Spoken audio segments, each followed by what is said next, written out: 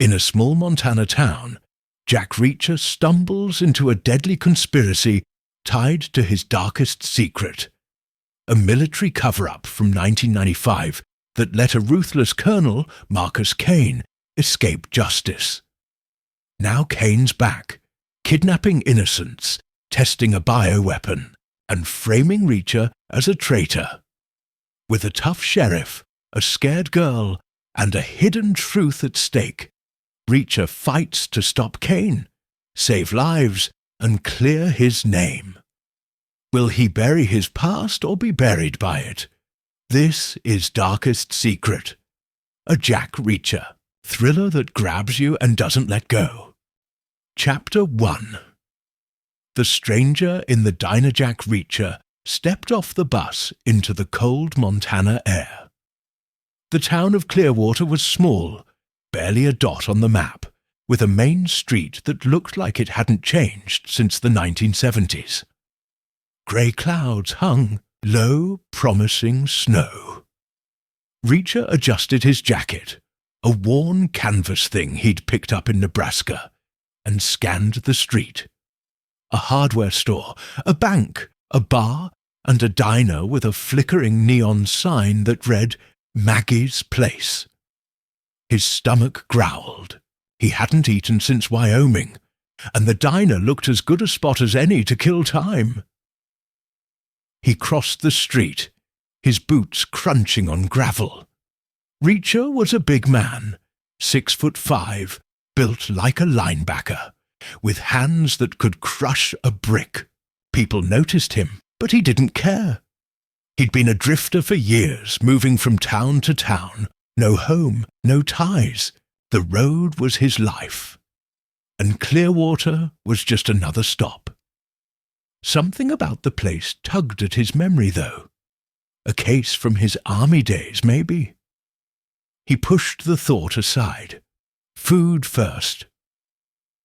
Inside Maggie's Place, the air smelled of coffee and fried bacon. The diner was half full, with locals in flannel shirts and trucker hats hunched over plates. A jukebox played an old country tune, soft and twangy. Reacher slid into a booth near the back, where he could see the door and the whole room, old habit from his time as a military police major. Watch everything. Trust nobody. A waitress, maybe 50, with red hair tied in a bun, came over. Her name tag read, Doris. What'll it be, hun? She asked, pen poised over a notepad. Coffee, black. Pancakes, eggs, bacon, lots of it, Reacher said. His voice was deep, calm, like he was stating facts. Doris grinned. Big guy like you. I bet you eat a horse for breakfast, coming right up. She shuffled off, leaving Reacher to scan the room again. 2 booths down, 3 men sat together, talking low. They wore work boots and heavy coats, but something was off. Their hands were too clean, their postures too stiff. Not locals. One had a scar across his cheek, faint but jagged. Reacher's gut tightened. Trouble had a way of finding him, and these guys looked like trouble. He sipped his coffee when Doris brought it, hot and bitter, just how he liked it. The men's voices drifted over, not loud, but clear enough. The package is ready, Scarface said. Boss wants it moved tonight. Risky, another muttered. Too many eyes. Boss don't care, Scarface snapped. We do it, or we're done. Reacher kept his eyes on his mug, but his ears locked on. Package. Could be. Drugs, guns, or something worse. He'd seen it all in the army. Smugglers, traitors, men who'd sell their own kids for $1. Whatever these guys were planning, it wasn't good. A 4th man caught his eye. He sat alone at the counter, nursing a soda, his back to the room. Skinny, with a cheap leather jacket and a baseball cap pulled low. He hadn't touched his drink in 5 minutes, but his head kept twitching toward Reacher's booth. Nervous. Reacher knew the type. Someone expecting a fight or a getaway. The man's fingers tapped the counter, fast, like a drumbeat. Reacher's. Food arrived, a steaming pile of pancakes, eggs, and crispy bacon. Doris set it down with a wink. "Eat up, hun. You look like you could use it." "Thanks," Reacher said, but his focus stayed on the nervous guy. He cut into his pancakes, chewing slowly, watching without staring. The man at the counter glanced back again, quick, then froze when he saw Reacher's eyes on him. Big mistake. Never let a predator know you're scared. The 3 men in the booth stood, tossing cash on the table. Scarface shot a look at the nervous guy. A tiny nod, then they walked out. The bell above the door jingled as they left. Reacher clocked their exit. 2 headed left, 1 right. Splitting up. Smart. The nervous guy stayed put, but his tapping got faster. Reacher ate another bite, thinking.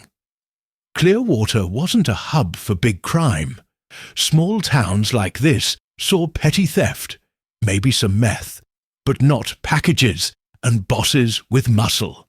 This was organized, and Reacher didn't like it. His memory nudged him again. Something about a military case, a name, a face.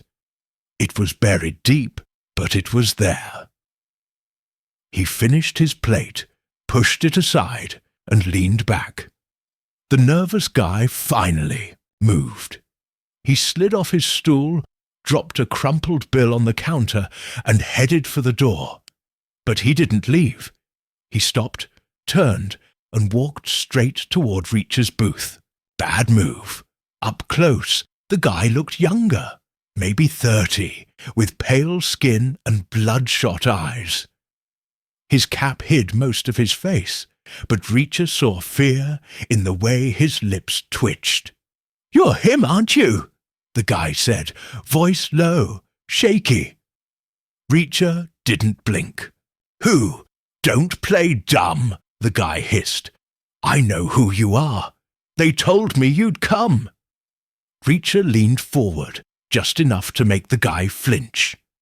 "You got a name?" The guy's eyes darted to the door, then back. "Doesn't matter. You need to leave, now. They're watching." "Who's they?" Reacher asked, voice flat. The guy swallowed hard. "You know, Kane's people." Reacher's blood went cold. Kane. Colonel Marcus Kane. A ghost from his past, a name he hadn't heard in years. Kane was a monster, a soldier who'd crossed every line in Bosnia. Reacher had hunted him, exposed him, thought he'd ended him. If Kane was back, or his people were, this town was in deeper trouble than he'd thought. "Sit," Reacher said, nodding at the booth. It wasn't a request. The guy hesitated, then slid in across from Reacher. His hands shook as he pulled off his cap, revealing thinning brown hair. "I'm nobody," he said. "Just a runner. They paid me to watch for you." "Why me?" Reacher asked. "They said you'd show up. Said you're the only one who can stop it." The guy's voice cracked. "The package! It's bad, man. Real bad." Reacher's mind raced. Kane's, people, a package, and him in the middle. His old army instincts kicked in. Assess, plan, act. "What's in the package?" he asked. The guy shook his head. "I don't know. I swear. They just said it's worth more than this town. And if you stay, they'll kill you." Reacher almost smiled. People had tried to kill him before. They were all gone now. "Where's the package?" he asked. The guy opened his mouth, but a shadow moved outside the diner's window. Reacher saw it, a figure, quick, ducking out of sight. The guy saw it too and bolted upright. "I gotta go," he stammered, scrambling out of the booth. Reacher grabbed his wrist, not hard, just enough to hold him. "Talk," he said. "Let go." The guy yanked free, stumbling toward the door. Reacher let him go. Chasing him now would draw too much attention. He watched the guy run outside, disappearing into the dusk. Doris appeared, wiping her hands onto a rag. "Friend of yours?" she asked, eyeing the empty booth. "Nope," Reacher said, standing. He dropped a 20 on the table. "Good food. Come back any time," Doris called as he walked out. The street was quiet now, the air colder. Reacher stood still, listening. A car engine rumbled in the distance, fading fast. The nervous guy was gone, but he'd left a trail. Kane's name, the package, and a warning. Reacher didn't like warnings. They meant someone thought they had the upper hand. He started walking, his boots heavy on the pavement. Clearwater was no random stop anymore. His memory was clearing, sharp like a blade.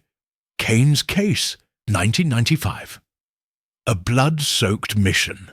A cover-up. Secrets Reacher had buried deep. If Kane's people were here, they knew something. And if they wanted him gone, they'd have to try harder. Reacher's eyes scanned the shadows. Trouble was coming.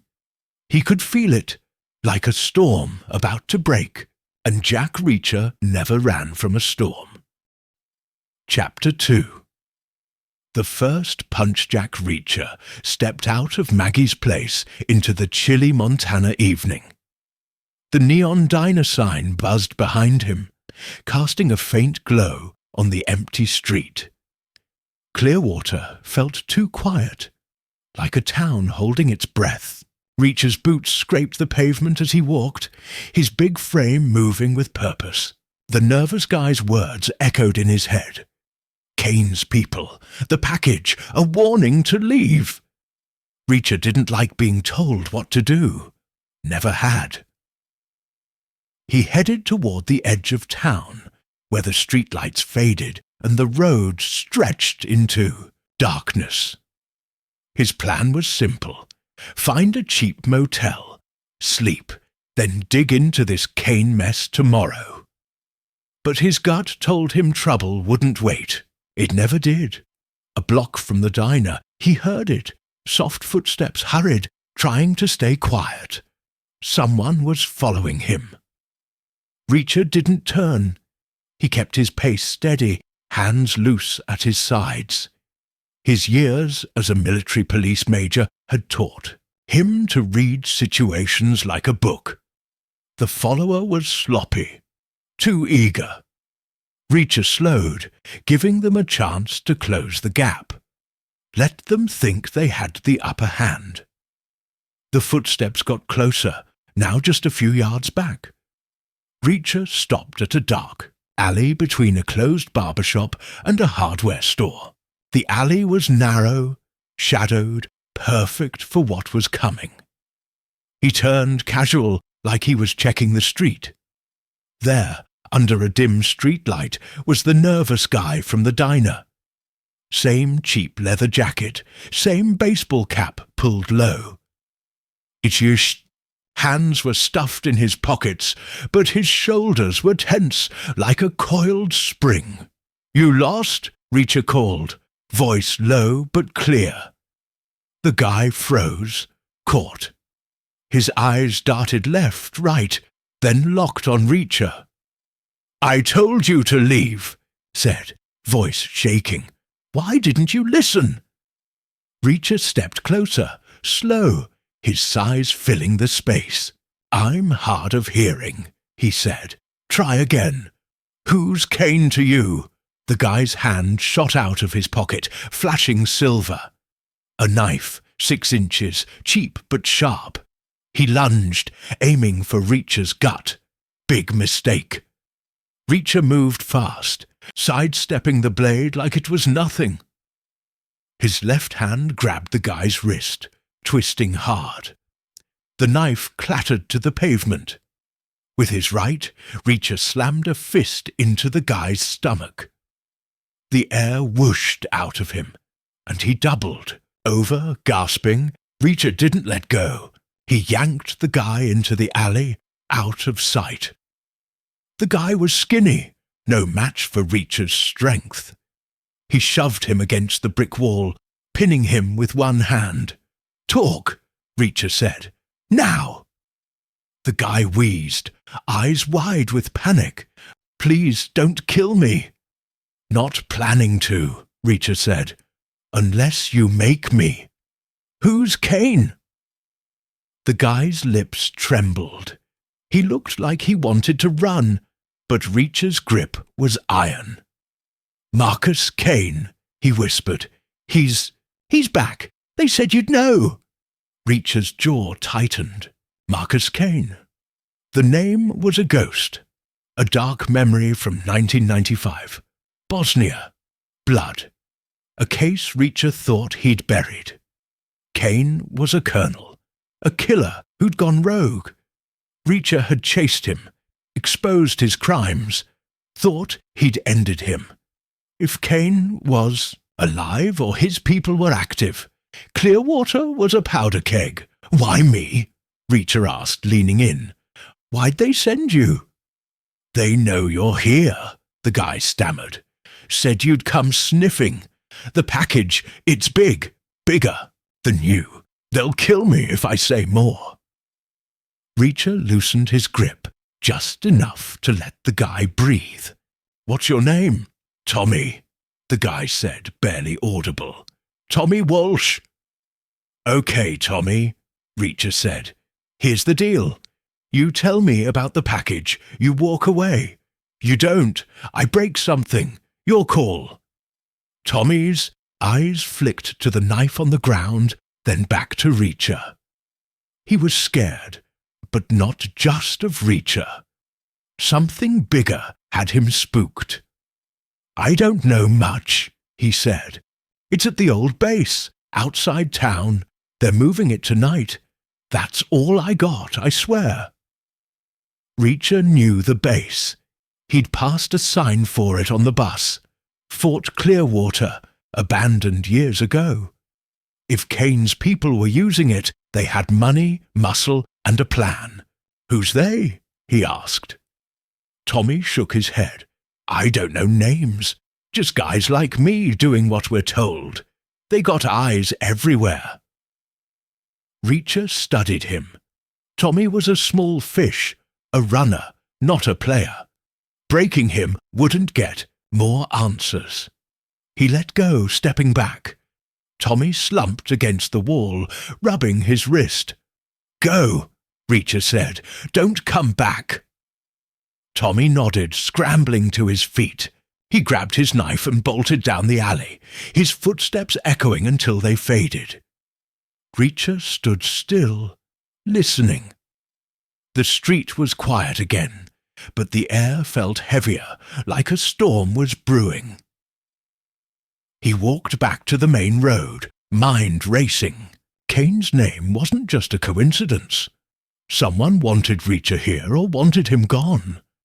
The package at the old base was the key. Drugs. Weapons. Something worse.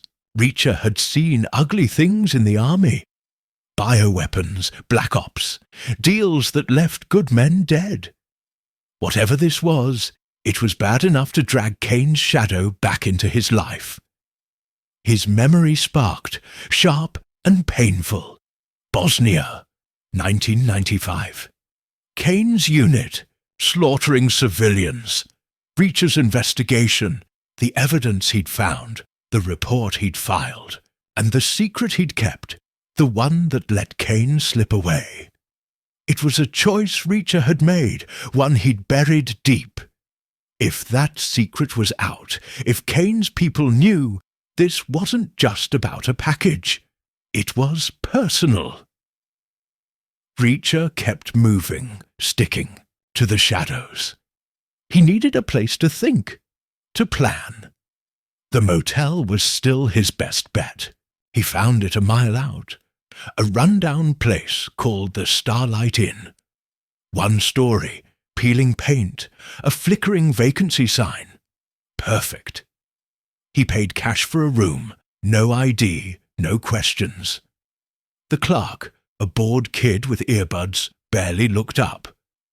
Inside, the room smelled of stale smoke and cheap cleaner. A sagging bed, a wobbly table, a bathroom with cracked tiles. Reacher didn't care. He dropped his jacket on the chair and sat on the bed, boots still on.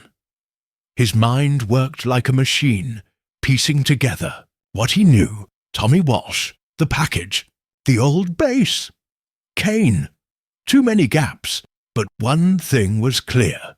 Someone was playing a game, and Reacher was the target.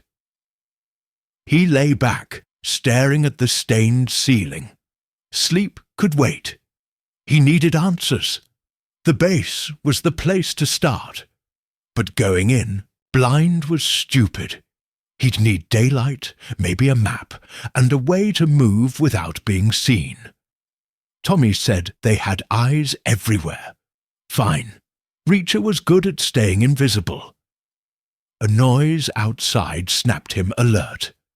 A car engine, low and slow, passing the motel. Reacher stood, moving to the window. He pulled the curtain an inch, peering out. A black SUV crawled by, windows tinted. It didn't stop, but it didn't have to. Reacher knew what it meant. They were watching. He let the curtain fall, a cold smile on his face. Let them watch. Jack Reacher wasn't running. He'd find the package, find Kane's people, and shut this down. Hard.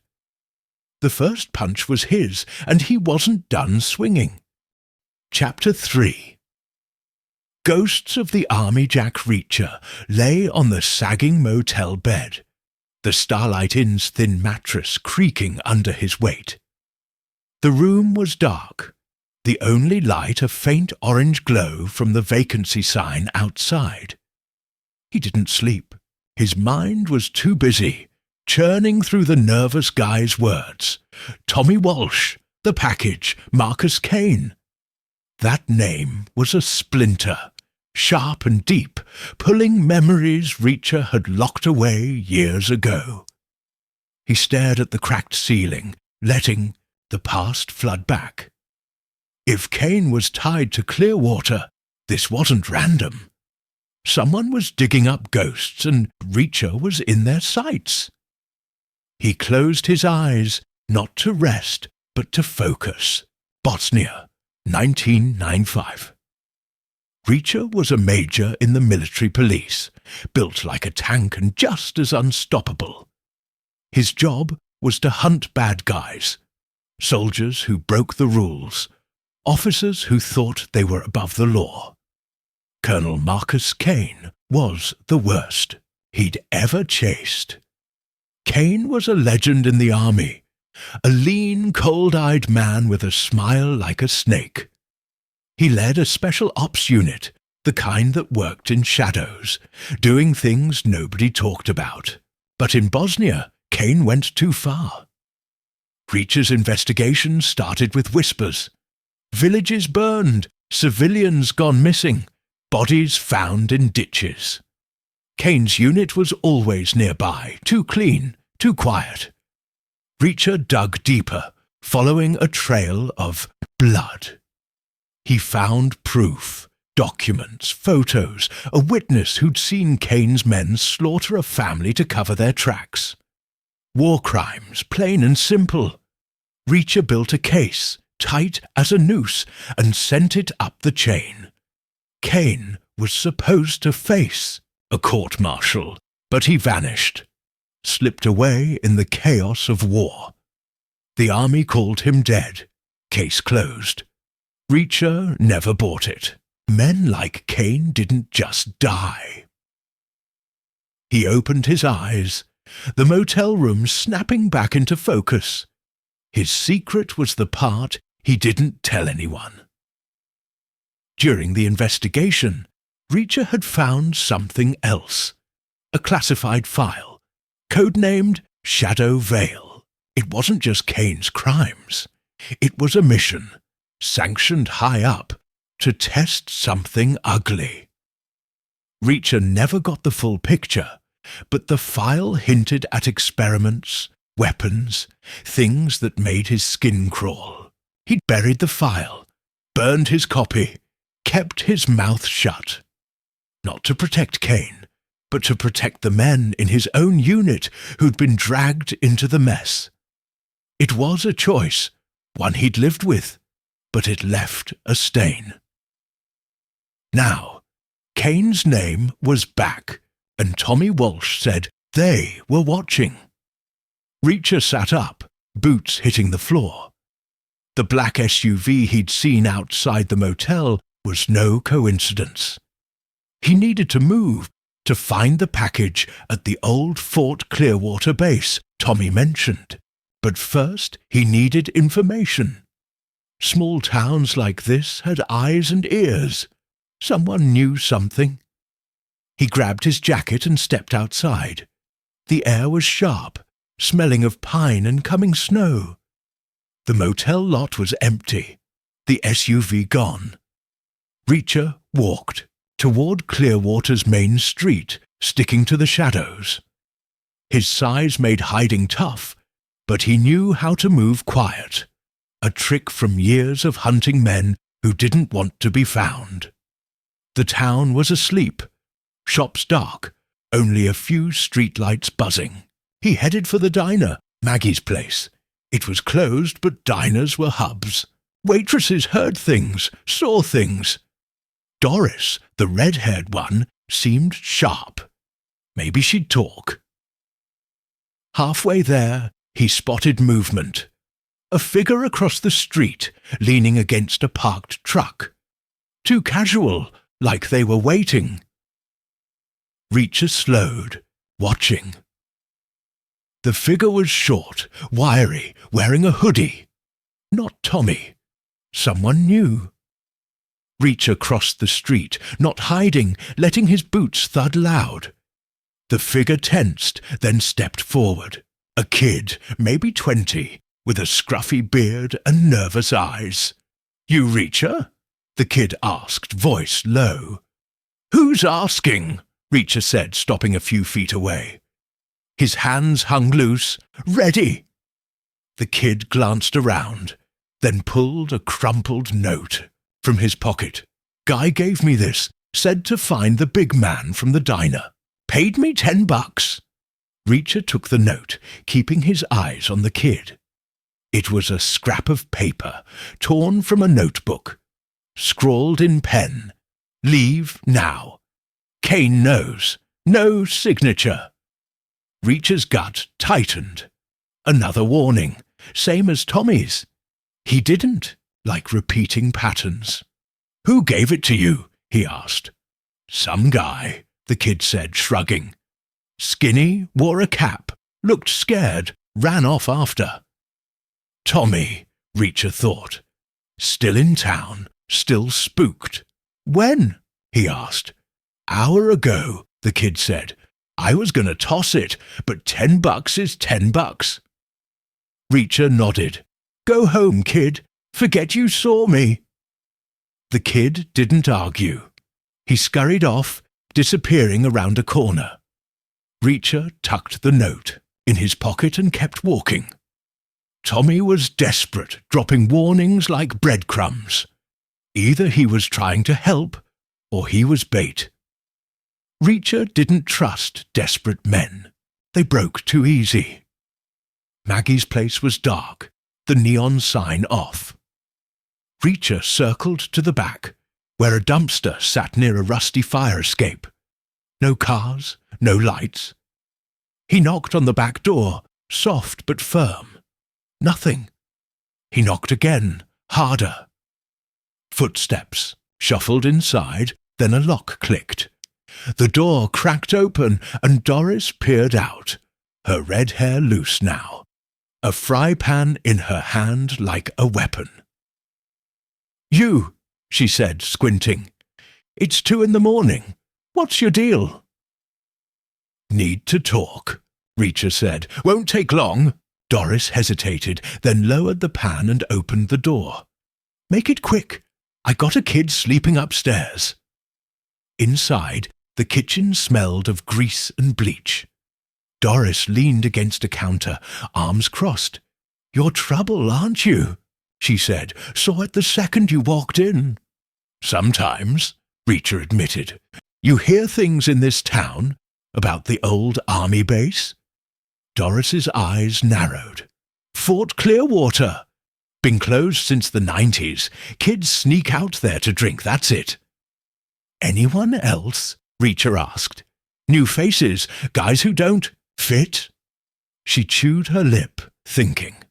Couple weeks back, some rough types came through. Not locals. Ordered coffee, paid cash, left fast. One had a scar, like a knife cut. Reacher nodded. "Scarface from the diner." "They say anything?" "Not much," Doris said. "Talked about a delivery. Kept it quiet. I don't eavesdrop, but I hear what I hear." "Anything about a package?" Reacher asked. Doris frowned. "Maybe. One said something about moving it soon." "Why? You a cop?" "No," Reacher said. "Just curious." She snorted. "Curious gets you killed around here. Town's been jumpy lately. Kids going missing, folks locking their doors. You're poking a hornet's nest." Reacher filed that away. Missing kids, a package, Kane's name. Pieces of a puzzle, but the picture was still blurry. "Thanks, Doris," he said. "I'll be gone soon." "Better be," she said, but her tone softened. "Watch your back, big guy." He left. Through the back door, the night colder now. Snowflakes drifted down, light but steady. Reacher headed for the motel, mind working. Doris confirmed the base was active, and missing kids raised the stakes.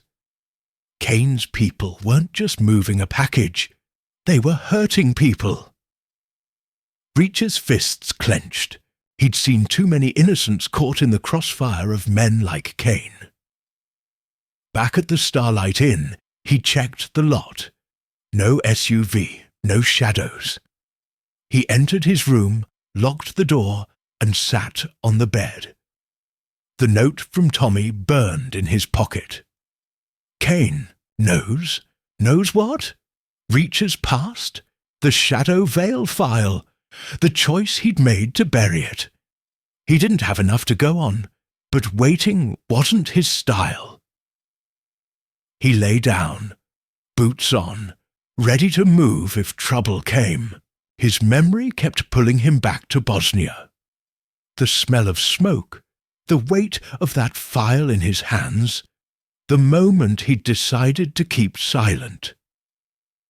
It was the only time he'd bent his own rules, and it had let a monster like Kane slip away.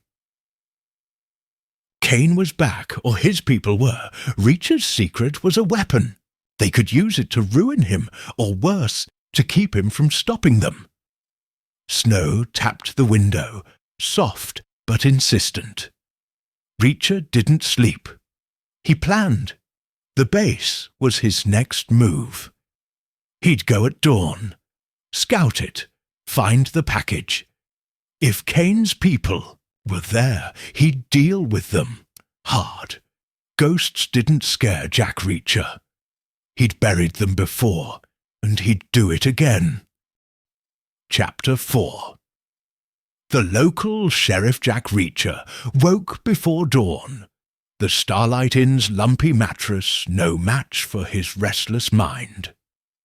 Snow dusted the motel window, and the room was cold, but Reacher didn't care.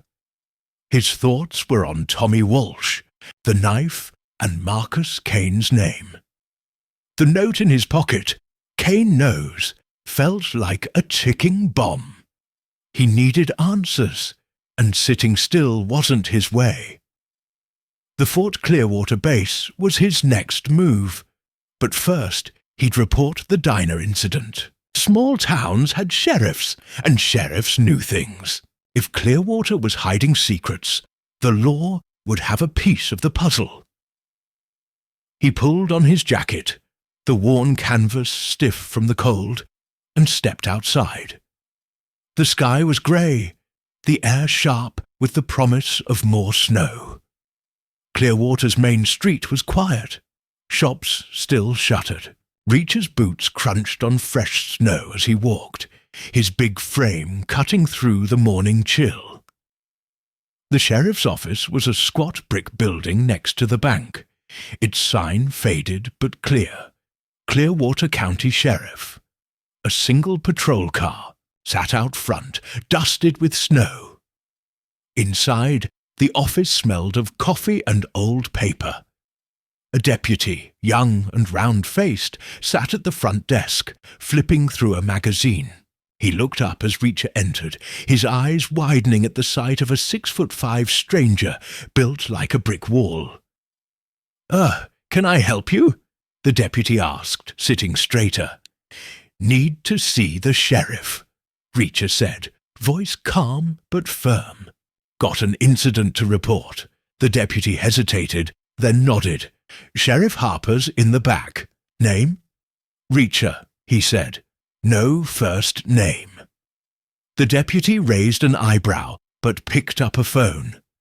"Sheriff, guy named Reacher here. Says he's got something to report." A pause, then he hung up. "Go on back. Second door on the right." Reacher walked down a short hall, past bulletin boards plastered with wanted posters and community notices. He knocked on the second door and entered without waiting. The office was small, cluttered with files and a worn desk. Behind it sat a woman, mid-30s, with short brown hair and sharp green eyes. She wore a sheriff's uniform, badge gleaming, but her posture screamed military, straight alert, ready. A nameplate read, "Sheriff Ellie Harper." "You're Reacher," Harper said, sizing him up. Her voice was steady, no nonsense. "Sit! What's this about?" Reacher took the chair across from her, its metal frame creaking under his weight. "Had a run-in last night," he said. "Guy named Tommy Walsh. Pulled a knife on me outside Maggie's place. Thought you should know." Harper leaned forward, eyes narrowing. "Tommy Walsh, skinny, always in a cap." "That's him," Reacher said. "Said he was a runner for some people. Mentioned a package and a name, Marcus Kane." Harper's face didn't change, but her fingers tapped the desk, quick and tense. Reacher noticed. She knew something. "You hurt him?" she asked. "No," Reacher said. "Took his knife, let him run. He was scared, not stupid." She nodded, jotting a note. "Tommy's a local, small-time trouble. Steals, runs errands for rough types. Not a knife guy, though. What did he say about this package?" "Being moved tonight," Reacher said. "From the old army base, Fort Clearwater. Said Kane's people are behind it." Harper's pen stopped. She looked up, her gaze like a laser. "Kane, you know him?" "Old army business," Reacher said, keeping it vague. "Thought he was dead. Guess not." Harper leaned back, studying him. "You're not just a drifter, are you? Nobody walks into my town, gets jumped and drops names like that by accident." Reacher shrugged. "I go where the road takes me. Trouble finds me, always has." She snorted, But there was no humour in it. Trouble's been here plenty. You're just the latest. She stood, walked to a filing cabinet and pulled out a thin folder. 3 kids gone missing in the last month. All teenagers, no pattern, no ransom, no bodies, just gone. Locals are scared, locking their doors. You hear about that on your road. Doris at the diner mentioned it, Reacher said. Said the town's jumpy. Jumpy's putting it mild, Harper said, tossing the folder on the desk. Photos spilled. Out, smiling kids, school pictures.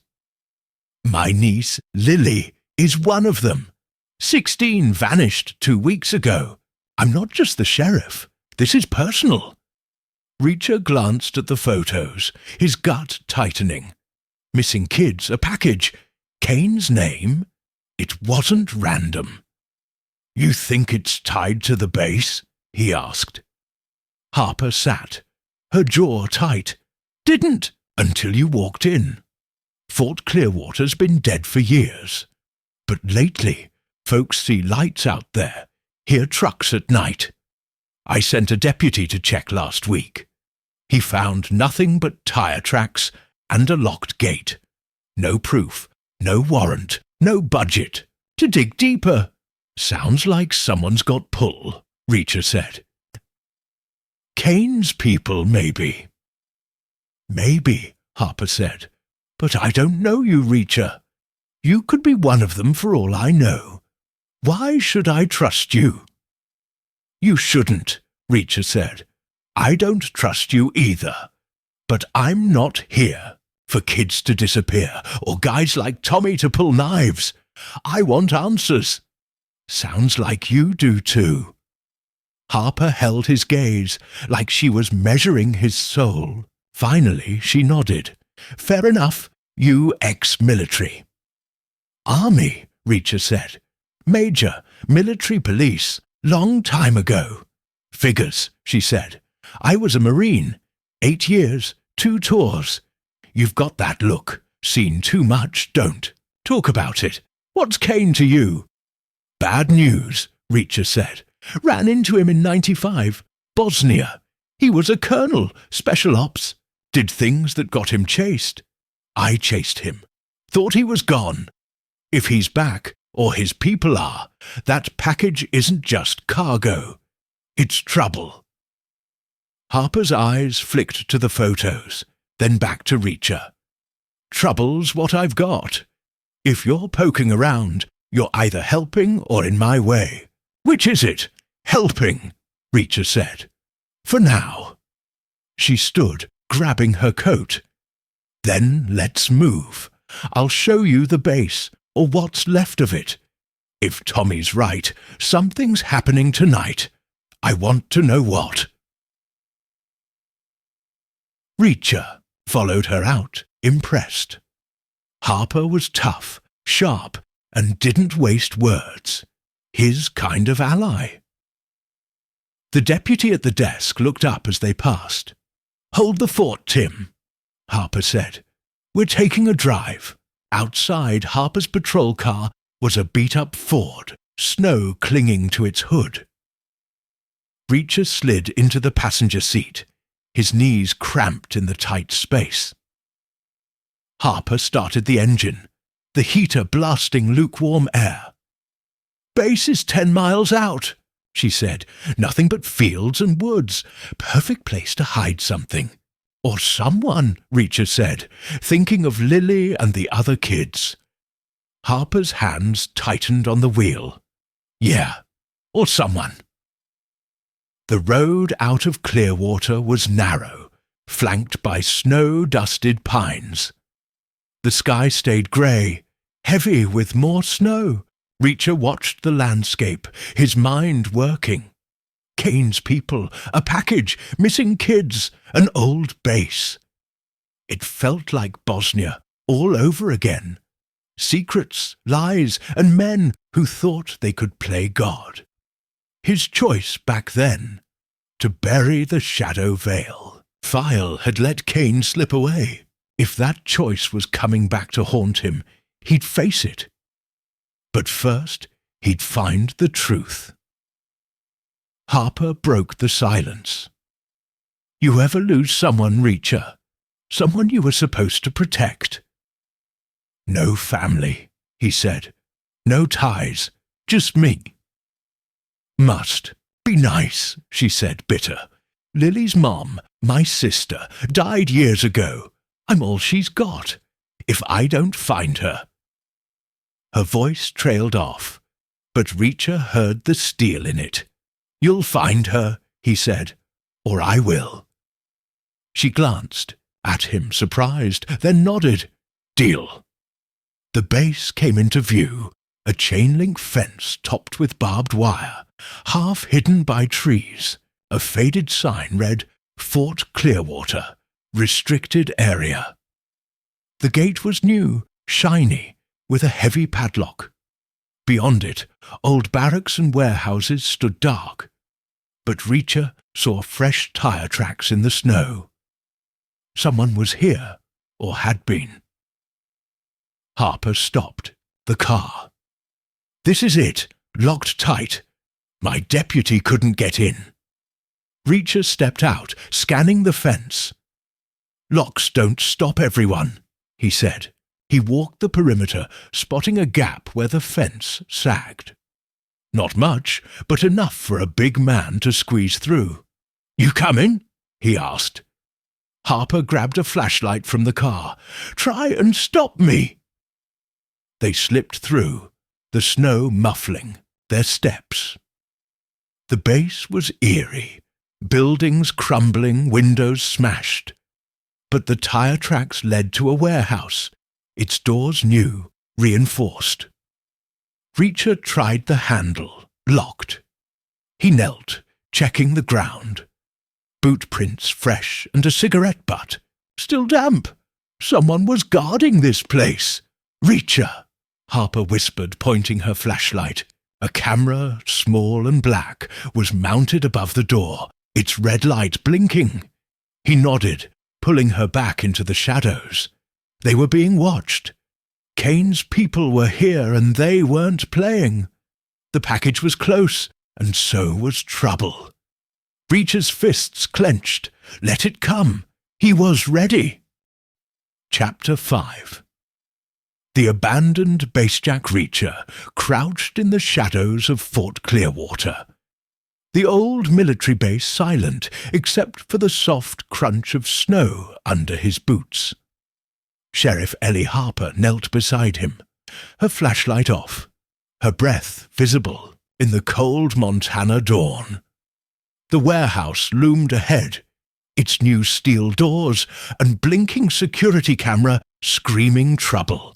Reacher's gut told him the package Tommy Walsh mentioned was inside, tied to Marcus Kane's people and the missing kids, including Harper's niece, Lily. The camera meant they weren't alone. He needed to move fast, smart, and quiet. Harper whispered, "That camera's new. This place is supposed to be dead." "Dead things don't have eyes," Reacher said, his voice low. "Stay here. I'll check it out." "No way," Harper hissed. "Lily could be in there. I'm coming." Reacher studied her. Her jaw was set, eyes fierce, like a Marine ready for battle. He nodded. "Stay close. Move when I move." They edged along the warehouse wall, sticking to the shadows where the camera's lens couldn't reach. Snow fell lightly, muffling their steps. Reacher's army training kicked in. Scan, assess, act. The base was a maze of crumbling barracks and rusted equipment. But the warehouse stood out. Too clean, too new. Tire tracks crisscrossed the snow, fresh enough to mean someone had been here hours ago. Maybe still was. At the warehouse corner, Reacher spotted a side door, older, wooden, with a rusty lock. No camera. He knelt, pulling a small pocket knife from his jacket. The lock was cheap, the kind that gave up easy. He worked the blade, feeling the tumblers click. Harper watched, tense but silent. The lock popped, and Reacher eased the door open, just enough to peek inside. Darkness greeted him, broken by faint slivers of light from high windows. The air smelled of oil and metal, with a faint tang of something chemical. Reacher slipped. Inside, Harper right behind. The warehouse was huge, its floor littered with crates and tarps. In the centre, a stack of metal cases gleamed under a dangling bulb. New, military-grade, locked tight. Reacher's gut tightened. This was no abandoned base. This was a hub. Harper pointed to a corner, where a table held papers and a laptop, its screen dark. "Look," she whispered. "That's not junk." Reacher nodded, moving toward the table. His boots were silent on the concrete floor, his big frame gliding like a ghost. He'd done this before, sneaking into places men like. Kane didn't want him. The papers were maps, marked with routes out of Clearwater, some leading to Canada. The laptop was password-locked, no use now.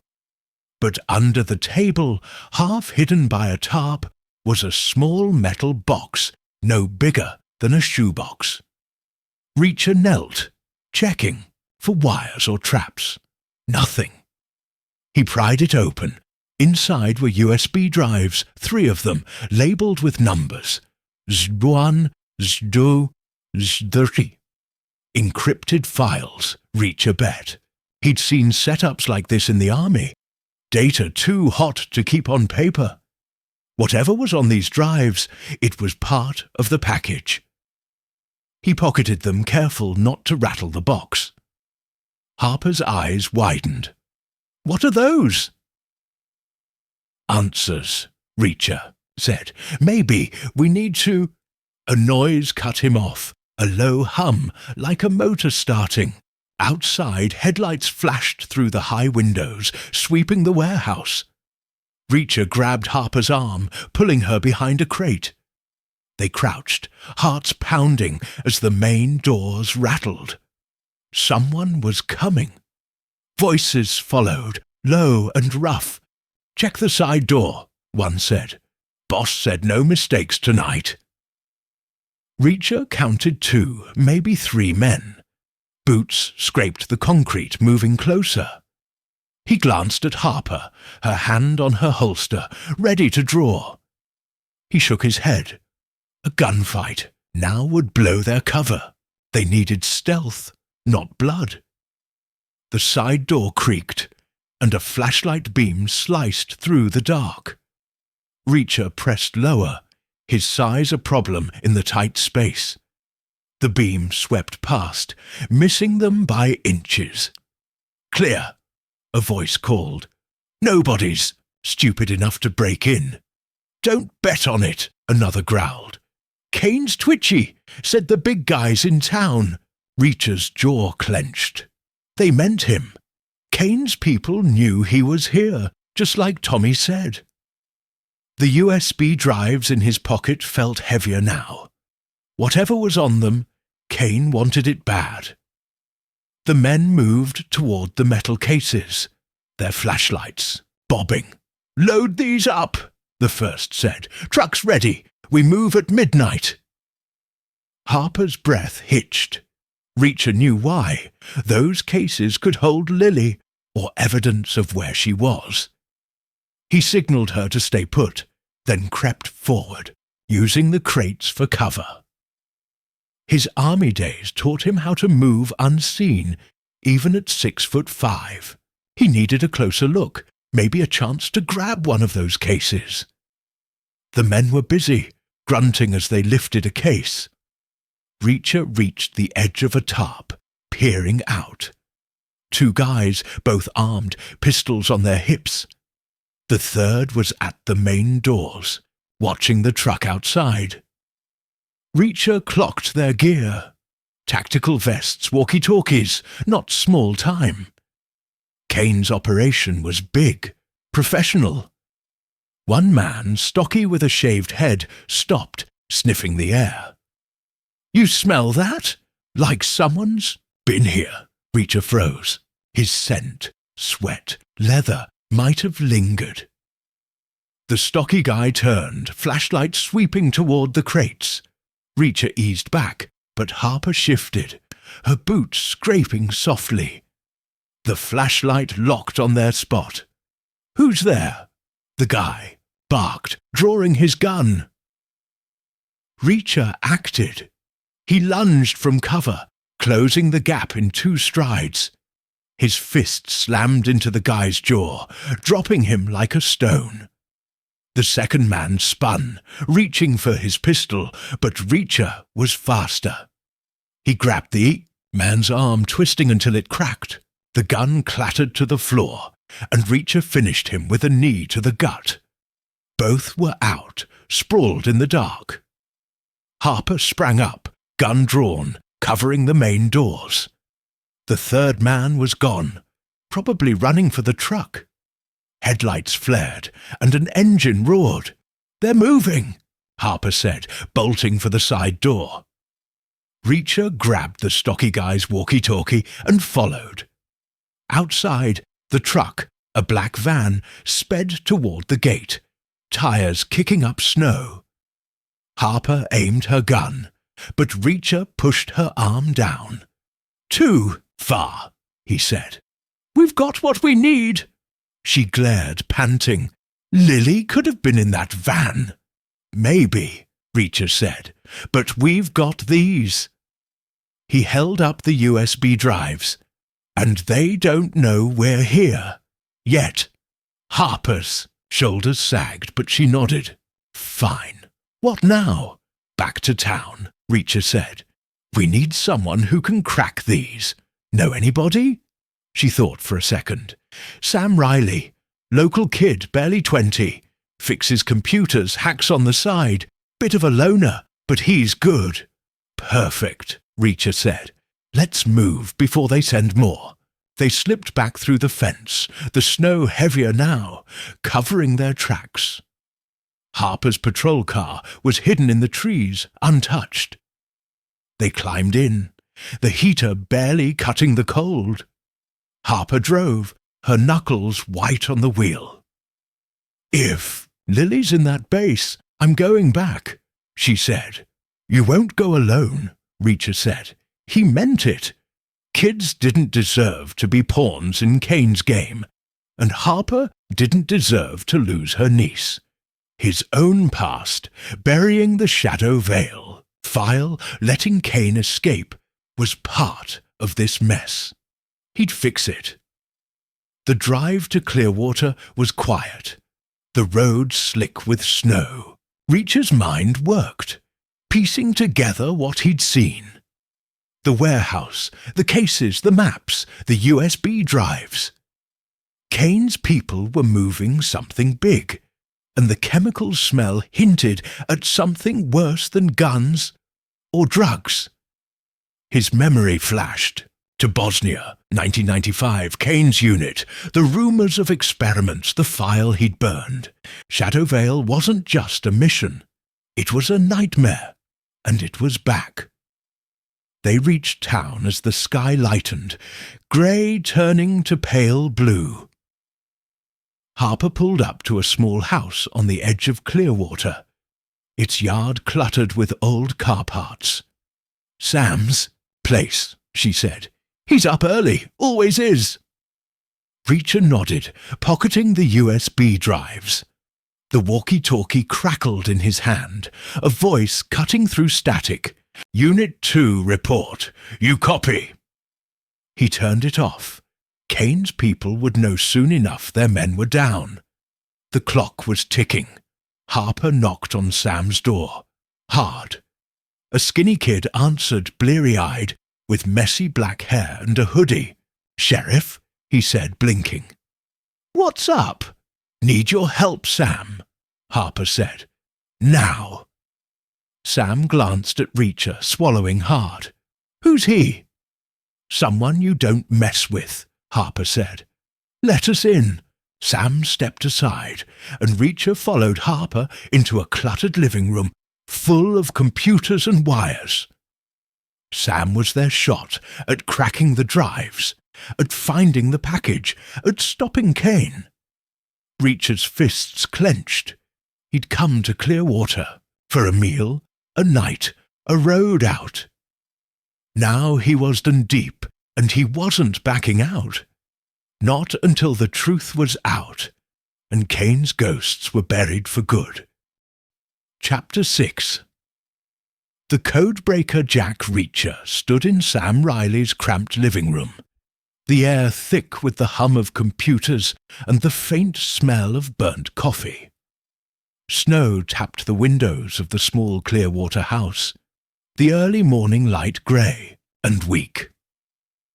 Sheriff Ellie Harper leaned against a cluttered desk, her arms crossed, her eyes sharp with worry for her missing niece, Lily. Sam, a skinny kid with messy black hair and a faded hoodie, stared at the 3 USB drives Reacher had pulled from his pocket. The drives taken from the Fort Clearwater warehouse were their best shot at cracking the mystery of the package, Marcus Kane's people, and the missing kids. Reacher's gut told him time was running out. "You sure about this, Sheriff?" Sam asked, his voice shaky. "These look serious, like government serious." "They are," Reacher said, his deep voice steady. "Can you open them?" Sam swallowed, glancing at Reacher's towering frame. "Maybe. Depends on the encryption. I've cracked some stuff, school servers, local business accounts. But this—" He trailed off, picking up a drive. "This is next level." "Try," Harper said, her tone leaving no room for argument. "Lily's out there. Those drives might tell us where." Sam nodded, sitting at his main computer, a beast with 3 monitors and a tangle of wires. Reacher watched, arms folded, his mind working. The warehouse, the metal cases, the chemical smell, it all pointed to something bigger than drugs or guns. His past, the Shadow Veil file he'd buried in 1995, was clawing its way back. Marcus Kane's name on Tommy Walsh's lips was no coincidence. Reacher needed answers, and Sam was the key. The kid plugged in the first drive, labelled 01. His fingers flew over the keyboard, screens flashing with code. "It's locked tight," Sam muttered. "Military grade, maybe AES 256. Gonna take a while." "How long?" Reacher asked. "Hours, if I'm lucky," Sam said. "Days, if I'm not." "We don't have days," Harper snapped. "Those cases were moving tonight. Lily could be with them." Sam flinched but kept typing. Reacher studied him. The kid was nervous, out of his depth, but his hands were steady. He was good, better than he let on. Reacher had seen his type in the army, young cocky techs who could break systems others thought unbreakable. If anyone in Clearwater could crack these drives, it was Sam. Harper paced, her boots scuffing the worn carpet. "What if it's a dead end?" she said, half to herself. "What if Lily's already—" "She's not," Reacher said, cutting her off. "They're moving something big. They need leverage. Kids like Lily are leverage." Harper stopped, her eyes meeting his. "You sound sure." "I've seen it before," Reacher said. "Bosnia, 1995. Kane's unit, using civilians as shields, as bargaining chips. He didn't say it out loud. His past was his own, but it was guiding him now. Sam's computer beeped, pulling their attention. "Got something," he said, leaning closer. "The drive's got a back door. Sloppy coding, like they rushed it. I'm in." Reacher and Harper crowded behind him. The screen showed a folder labelled Shadow Vale, Personnel. Reacher's blood ran cold. Shadow Vale. The name he'd tried to forget, tied to Kane, to the file he'd burned. Harper noticed his reaction. "You know that name?" she asked. Later, Reacher said, his voice tight. "Open it!" Sam clicked, revealing a list of names, dates, and codes. Dozens of them, some redacted, others clear. Reacher scanned the list, his heart thudding. There, near the top, Kane, Marcus, Coll, active. Below it, more names, some familiar from his army days, others not. Then, halfway down, a name that stopped him cold. Reacher, Jack, Madge, inactive. Harper saw it too. "That's you," she said, her voice sharp. "What the hell is this?" Reacher didn't answer right away. His mind raced, pulling up 1995. Shadow Vale was a black op. Something so dark even the army kept it buried.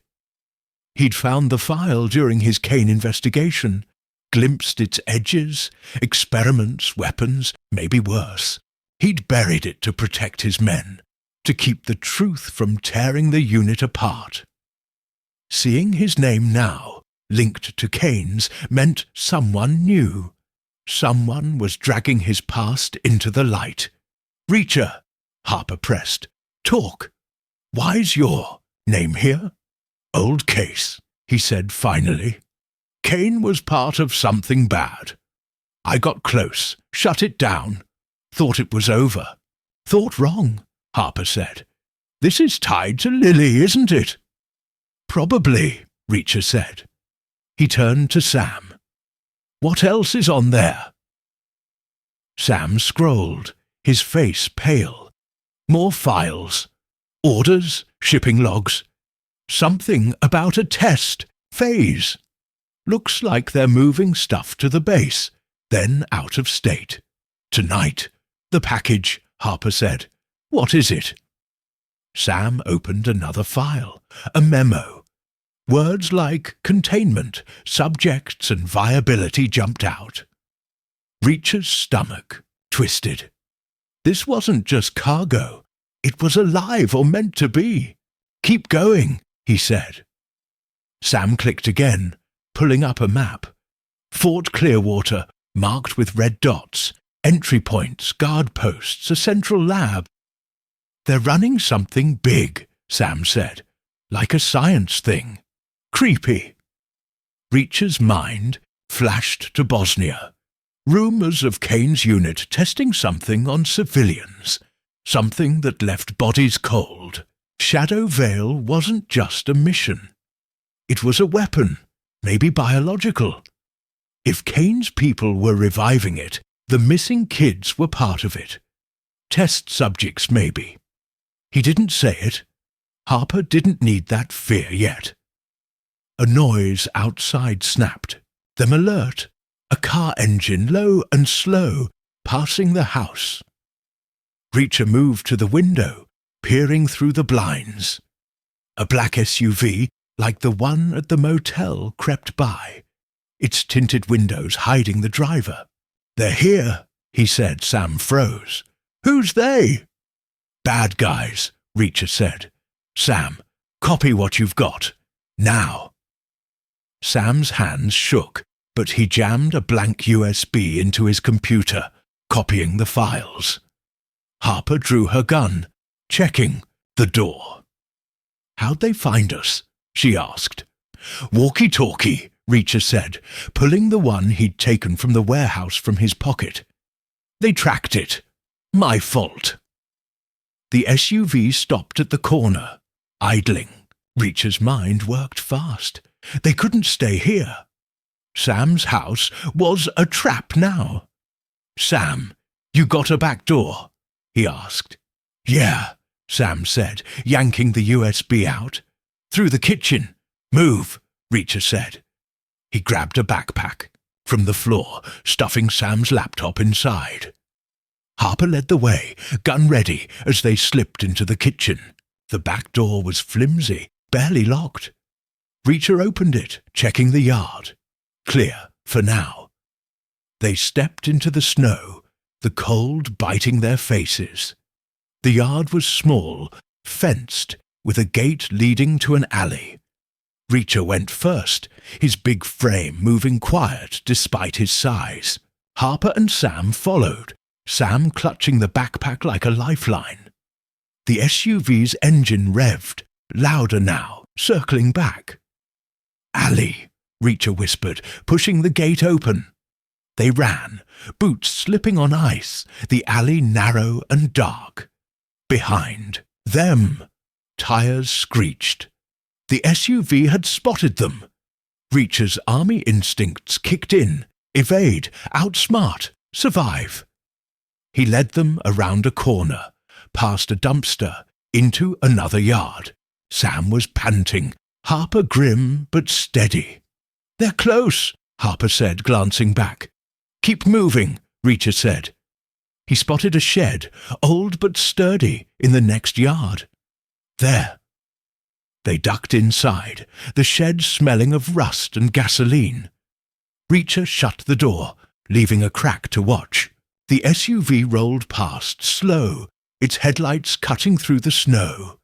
It didn't stop. Reacher waited, counting seconds, 30, 60. The engine faded. They were safe, for now. Sam slumped against a wall, shaking. "Who are these guys?" "Kane's people," Reacher said.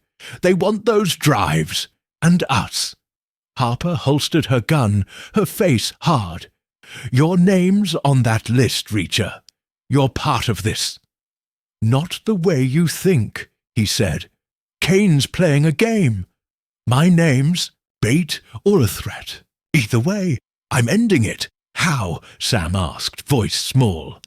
"Find the package," Reacher said. "Stop the test. Get Lily back."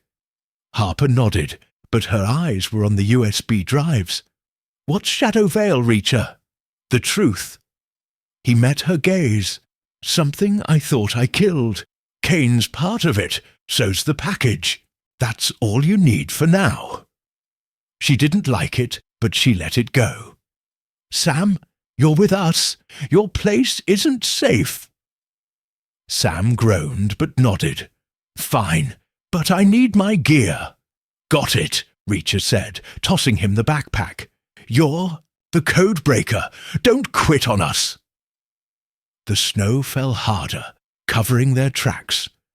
Reacher led them out, sticking to backyards and alleys, heading for Harper's patrol car.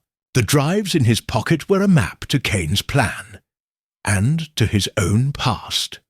Shadow Vale was alive, and so was Kane, or his shadow. Reacher's choice to bury that file in 1995 had let this happen. He wouldn't bury it again. He'd burn it down, Kane and all, and bring Lily home. The fight was on, and Jack Reacher never backed down. Chapter 7. Shadow Vale. Jack Reacher's boots sank into the muddy Bosnian earth, the air heavy with smoke and the sharp sting of gunpowder. It was 1995, and he was 35, a major in the military police, built like a fortress, and just as unbreakable. The village ahead was a ruin. Huts burned, roofs caved in, the ground littered with broken tools and bloodstains. War had torn through this place, and Reacher was here to chase its ugliest shadow, Colonel Marcus Kane. His orders were clear: find Kane, stop him, bring him to justice. But what he found would change him, a secret he'd carry like a scar. Tishitio mission had started weeks ago, when whispers reached Reacher's unit. Kane, a special ops legend, was running wild. His team, a tight crew of hardened soldiers, was linked to dead civilians, burned villages, and missing supplies. Reacher, known for sniffing out truth no matter how deep it was buried, got the case. He'd tracked Kane across Bosnia, through war-torn hills and shattered towns, piecing together a trail of bodies and lies. Now, in this village, he was close. Reacher crouched behind a crumbling wall, his M16 slung across his back, his eyes scanning the dusk. His team, 4 MPs, tough but loyal, waited nearby, their faces grim.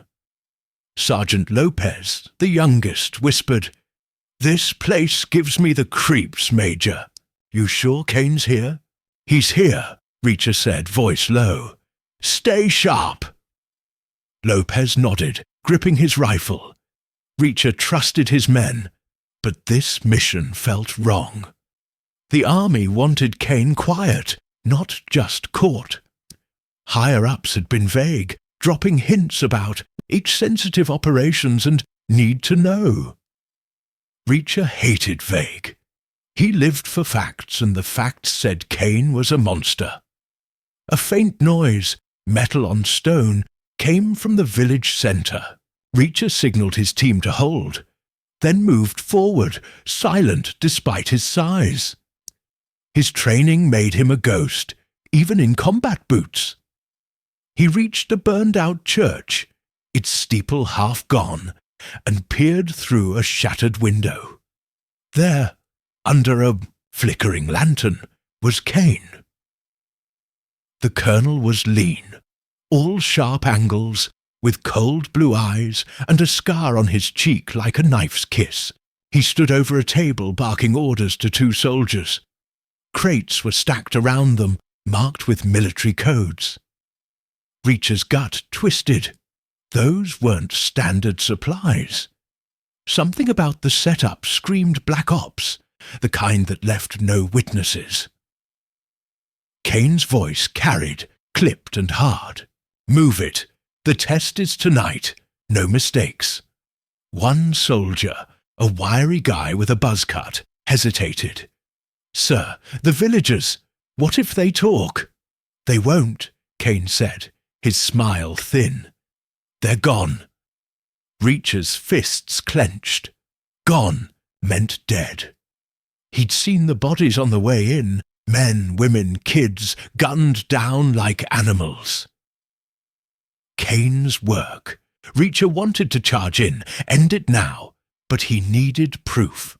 The army wouldn't hang a colonel on his word alone.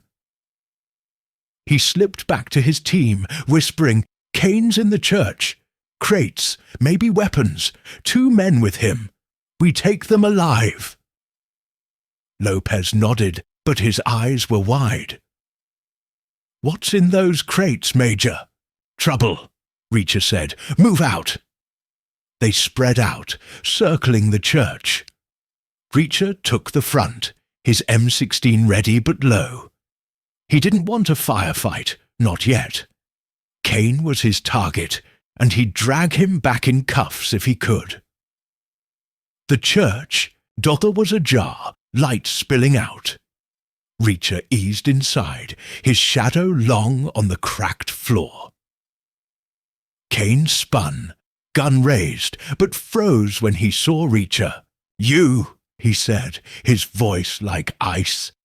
"The bloodhound. Should have known you'd sniff me out." "Drop it," Reacher said, aiming at Kane's chest. "You're done." Kane laughed, a sharp, ugly sound. "Done? You don't know what you're stepping into, Major. This is bigger than you, bigger than me." Reacher's team burst in, weapons up, pinning Kane's men. The soldiers dropped their guns, hands raised. Kane didn't move, his gun still on Reacher. "You think you've won," he said. "Check the crates. Go on." Reacher nodded to Lopez, who pried open a crate. Inside were vials, sealed tight, labelled with codes and hazard symbols. Lopez backed away, face pale. "Major, this looks bad. Like chemical bad." Reacher's stomach sank. Chemical weapons, or worse. He'd heard rumours of experiments, tests on civilians, but seeing it was different. "What is this, Kane?" he demanded. "Shadow Veil," Kane said, smirking. "The future. You stop me, you stop progress. The army's orders, not mine." "Orders don't cover murder," Reacher said. "You killed those villagers." "Collateral," Kane said, shrugging. "They saw too much." Reacher's finger tightened on the trigger. He wanted to end Kane right there, but his job was justice, not vengeance. "Lower your gun," he said. "Last chance."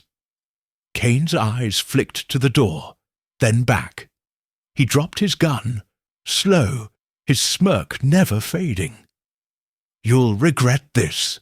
Reacher, you can't bury the truth." Reacher's men cuffed Kane and his soldiers, dragging them outside. Reacher stayed, staring at the crates. Shadow Veil. The name burned into his mind. He opened another crate, finding files, reports, test results, names of scientists, soldiers, even MPs. His name was there, listed as observer. He wasn't part of it, but someone wanted him tied to it. Lopez returned, breathless. "Major, we've got a problem. Radio's buzzing. Brass wants Kane and the crates gone, no questions." Reacher frowned. "Gone how?" "Burned," Lopez said. "They said it's too hot. National security." Reacher's gut churned. Burning evidence meant a cover-up. He'd seen it before. Higher-ups protecting their own, letting men like Kane slip through. But this was worse. Shadow Veil wasn't just Kane's crime. It was the army's, maybe higher. If he sent the crates back, they'd vanish, and Kane would walk. If he burned them, the truth died too. He looked at his men, their faces tense. Lopez, barely 25, had a kid back home. The others had families, lives. If Reacher pushed this, exposed Shadow Veil, his unit would take the fall. Whistleblowers didn't last long in the army. Kane knew it, smirking as he was shoved into a jeep. "Major," Lopez asked, "what's the call?" Reacher stared at the crates, the files, the vials. His code was simple. Do what's right, no matter the cost. But right wasn't clear here. Expose the truth, and his men suffered. Bury it, and Kane's kind kept breathing. He thought of the dead villagers, their blood on the ground. He thought of his team trusting him to lead. "Burn it," he said finally, voice heavy. "All of it." Lopez hesitated, then nodded.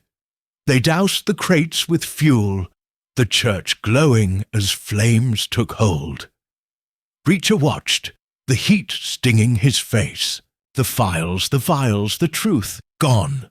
Kane's jeep was already rolling out, headed for a base where he'd disappear, not die. Reacher's report would list Kane's crimes, but Shadow Veil stayed out. He'd protected his men, but let a monster slip away. The memory faded, and Reacher was back in Clearwater 2025 sitting in Sheriff Harper's patrol car. Snow fell outside, the USB drives from Fort Clearwater heavy in his pocket. Sam Riley, the hacker kid, was in the back, clutching his laptop. Harper drove, her face hard, waiting for Reacher to explain Shadow Veil. He didn't want to. That choice in Bosnia to burn the truth was his darkest secret. It wasn't just about Kane. It was about him, bending his own rules, letting evil breathe. Now, Shadow Veil was back, tied to missing kids, to a package, to his name on a list. Kane, or his people, were rubbing it in his face. "Reacher," Harper said, her voice sharp. "You owe me. What's Shadow Veil?" He looked at her, then at Sam, who was all ears. "A mistake," he said. "Mine. Kane was part of it years ago. I stopped him, but not all the way. It's back, and it's bad." "Bad how?" Harper asked. "Bad enough to take kids," Reacher said. "Bad enough to kill." Sam gulped. "Those drives, they're part of it, aren't they?" "Yeah," Reacher said. "And we're cracking them. Sam, you're still in." Sam nodded, shaky but game. "I'm in." Harper's jaw tightened. "Then we find Lily. And you, Reacher, you're telling me the rest later." "Deal," he said. He meant it. Harper deserved the truth, or as much as he could give. For now, the drives were their lead. Shadow Vale was alive, and so was Kane's shadow. Reacher's choice in 1995 had let this happen. He wouldn't let it happen again. He'd find the package, save Lily, and bury Kane's legacy for good, even if it meant facing his own. Chapter 8. The Ambush. Jack Reacher crouched in the dim light of Sam Riley's new hideout, a rundown garage behind a Clearwater auto shop. Snow piled outside, the Montana morning cold and grey. Sam sat at a folding table, his laptop glowing, fingers tapping as he worked to decrypt more files from the USB drives Reacher had taken from Fort Clearwater. Sheriff Ellie Harper was back at the station, checking leads on the missing kids, including her niece, Lily. The drives had already revealed a list with Marcus Kane's name and Reacher's, tied to Shadow Vale, a ghost from his past. Reacher's gut screamed danger. Kane's people were closing in, and the drives were their target. Sam's garage was a mess. Tools, car parts, and old computers stacked against walls. A single bulb flickered overhead, casting shadows. Reacher stood by the door, his big frame tense, ears sharp for trouble. He ditched the walkie-talkie that led Kane's men to Sam's house, but he knew they weren't safe. The black SUV, the mercenaries at the base, Tommy Walsh's warnings, it all pointed to a net tightening around them. "Anything new?" Reacher asked, his voice low. Sam didn't look up, his face pale under the screen's glow. "Yeah, but it's weird. More Shadow Vale stuff. Shipping schedules, test sites, something about subjects. Creeps me out." "Keep digging," Reacher said. Subjects. That word stuck like a knife. Lily and the other kids, maybe. His mind flashed to Bosnia, 1995. Kane's crates of vials. The burned Voidwalker's sacrifice. Shadow Vale was no ordinary op. It was a nightmare, and it was back. Reacher's choice to bury it, to protect his men, was his darkest secret. Now it was biting him hard. Sam paused, rubbing his eyes. "This encryption's tough, man. They really don't want this seen." "They don't," Reacher said. "That's why we're here." Sam snorted, but his hands shook. He was scared, and Reacher didn't blame him. The kid was in deep, way over his head. But he was tough, tougher than he looked. Reacher liked that. A faint noise outside, a crunch in the snow, snapped Reacher alert. He moved to the window, peering through a crack in the boarded-up glass. The street was empty, snow falling thick, but his gut screamed warning. He'd heard that sound before in war zones, in alleys. Boots, moving careful. "Trouble." "Sam," Reacher said, voice sharp. "Pack it up, now." Sam froze, catching the tone. "What's wrong?" Company, Reacher said. He grabbed a wrench from a toolbox, heavy and solid. No gun, but he didn't need one. His hands were weapons, his mind sharper. Sam shoved the laptop and drives into his backpack, fumbling. Who's out there? Kane's men, Reacher said. They want the drives. Sam's face went white. How'd they find us? Doesn't matter, Reacher said. Move! He pushed Sam toward the back door, a rusty exit to an alley. But before they reached it, the front door exploded inward, wood splintering. 3 men burst in, dressed in black tactical gear, faces masked, guns raised. Mercenaries, not locals! Kane's muscle! Down! Reacher roared, shoving Sam behind a stack of tires. Bullets tore through the air, punching holes in the walls. Reacher dove low, rolling behind a workbench. His heart was steady, his mind cold. He'd faced worse odds. The mercs fanned out. Silent, professional. One shouted, "Give us the drives! Nobody has to die!" Reacher didn't answer. Talk was cheap. He gripped the wrench, calculating. The workbench was cover, but not for long. He needed to move fast. Sam whimpered, curled tight. Reacher caught his eye, mouthing, "Stay down!" The kid nodded, clutching the backpack. Good. He wasn't panicking yet. Reacher crawled, keeping low, toward a pile of car parts. The mercs were closing, their boots heavy on the concrete. He grabbed a hubcap, heavy and round, and waited.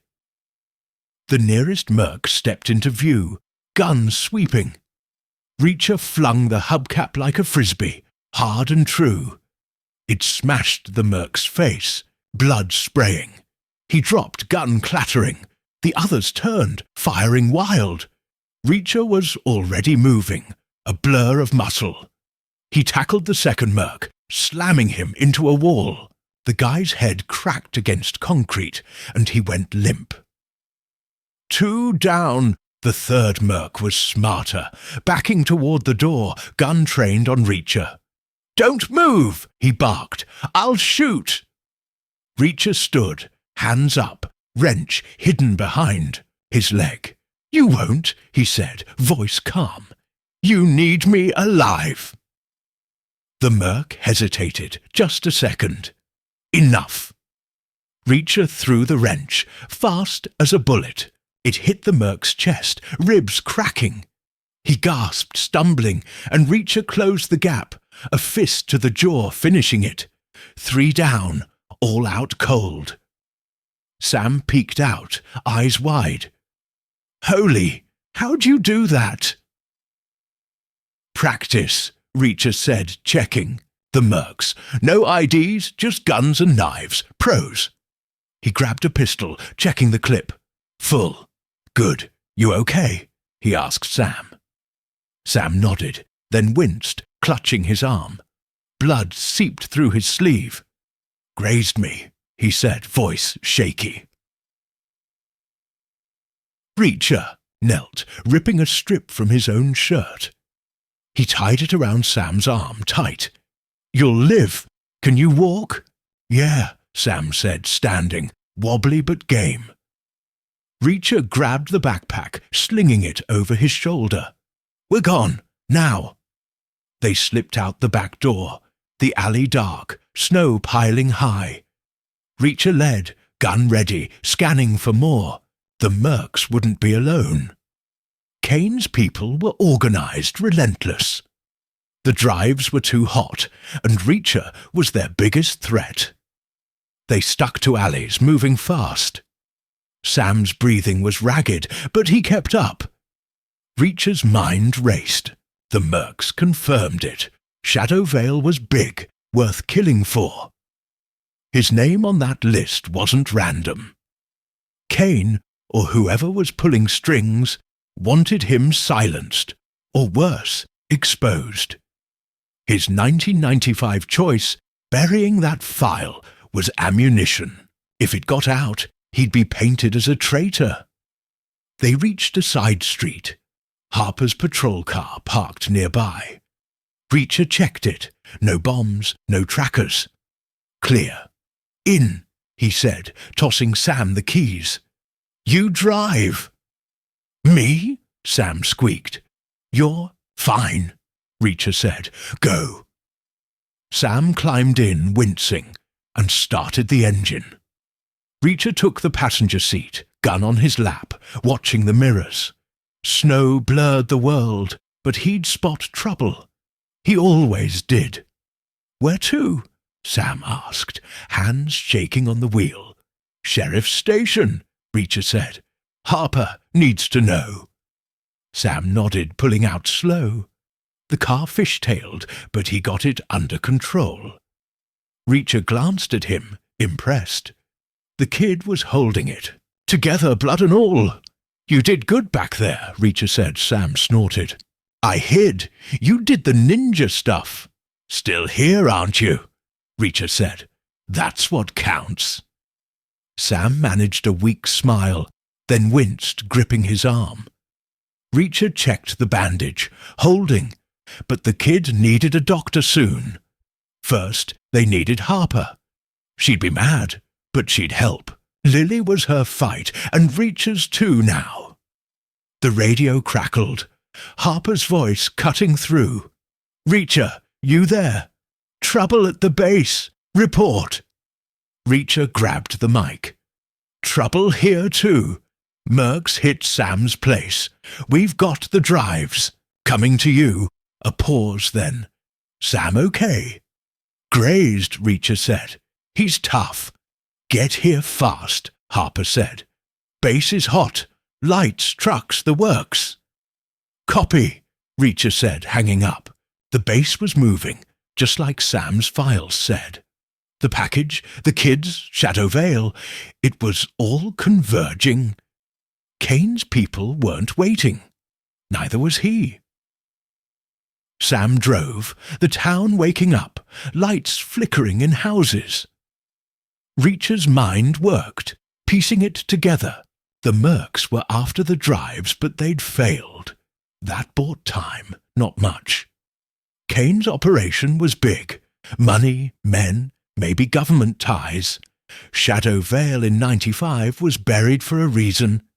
Now, it was a weapon, and Reacher was the target. He checked the pistol, then the backpack.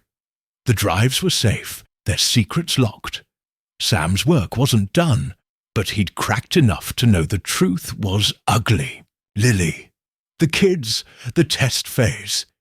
It was Bosnia all over again, and Reacher's secret was the key. He'd buried it to save his men, but it had saved Kane too. Not this time. The station came into view. Harper's car out front. Sam parked, shaky but steady. Reacher grabbed the backpack, helping Sam out. The kid leaned on him, blood soaking his sleeve. This hero stuff sucks, Sam muttered. Reacher almost smiled. Yeah, but you're good at it.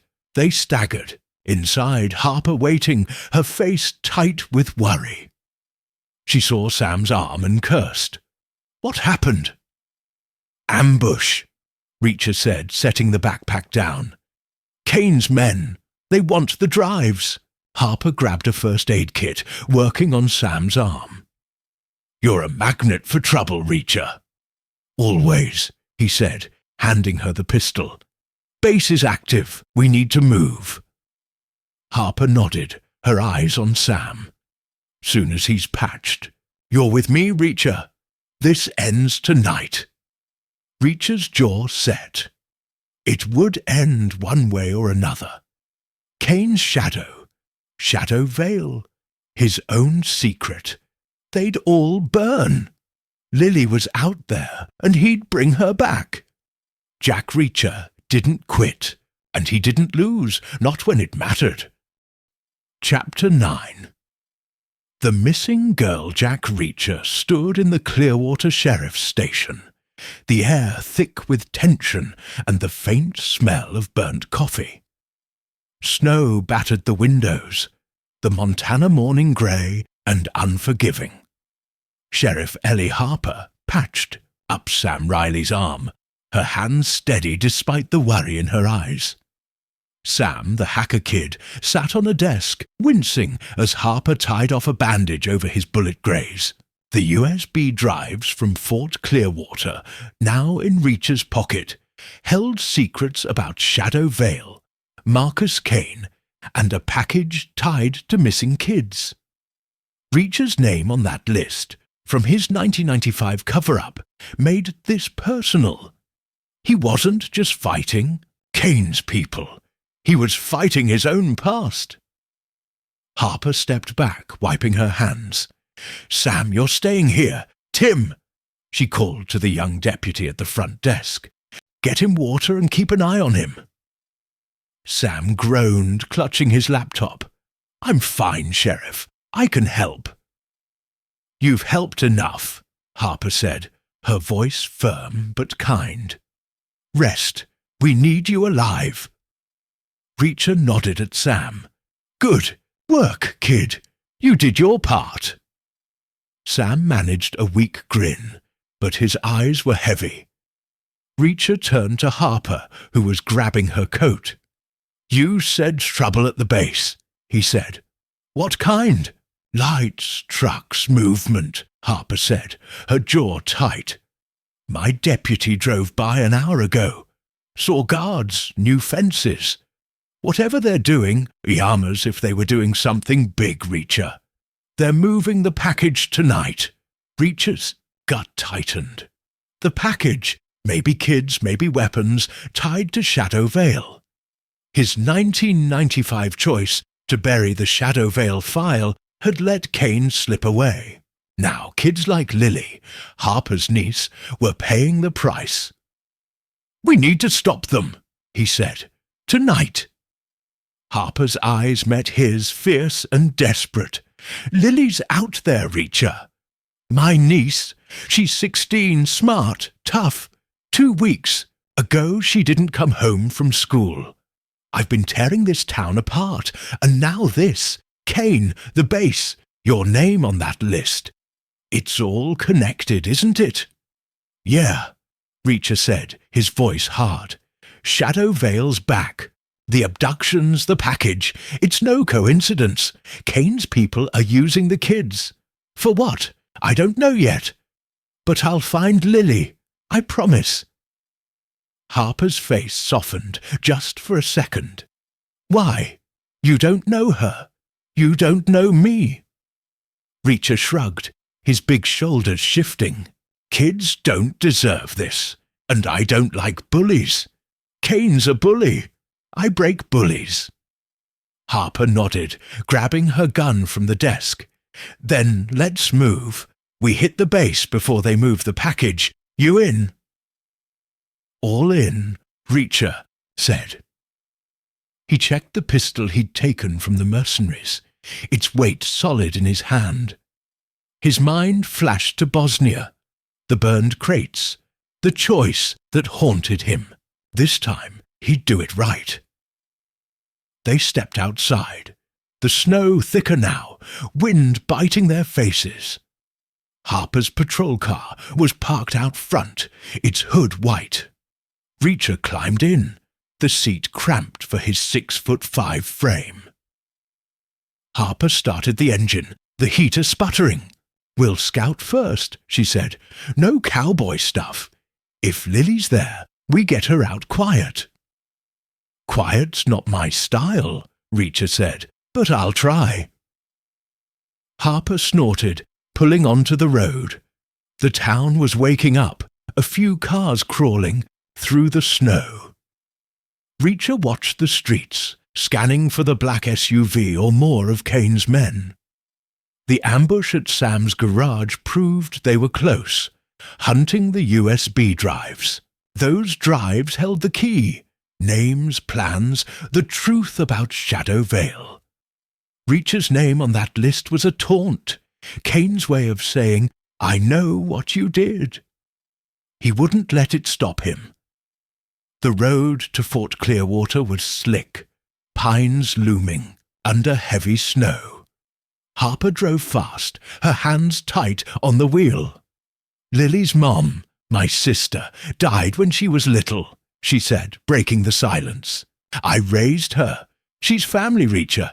If she's hurt—" "She's not," Reacher said. "They need her alive. Leverage, test subjects, something. We'll get her back." Harper glanced at him, her eyes searching. "You don't talk. Much, but when you do, it sticks.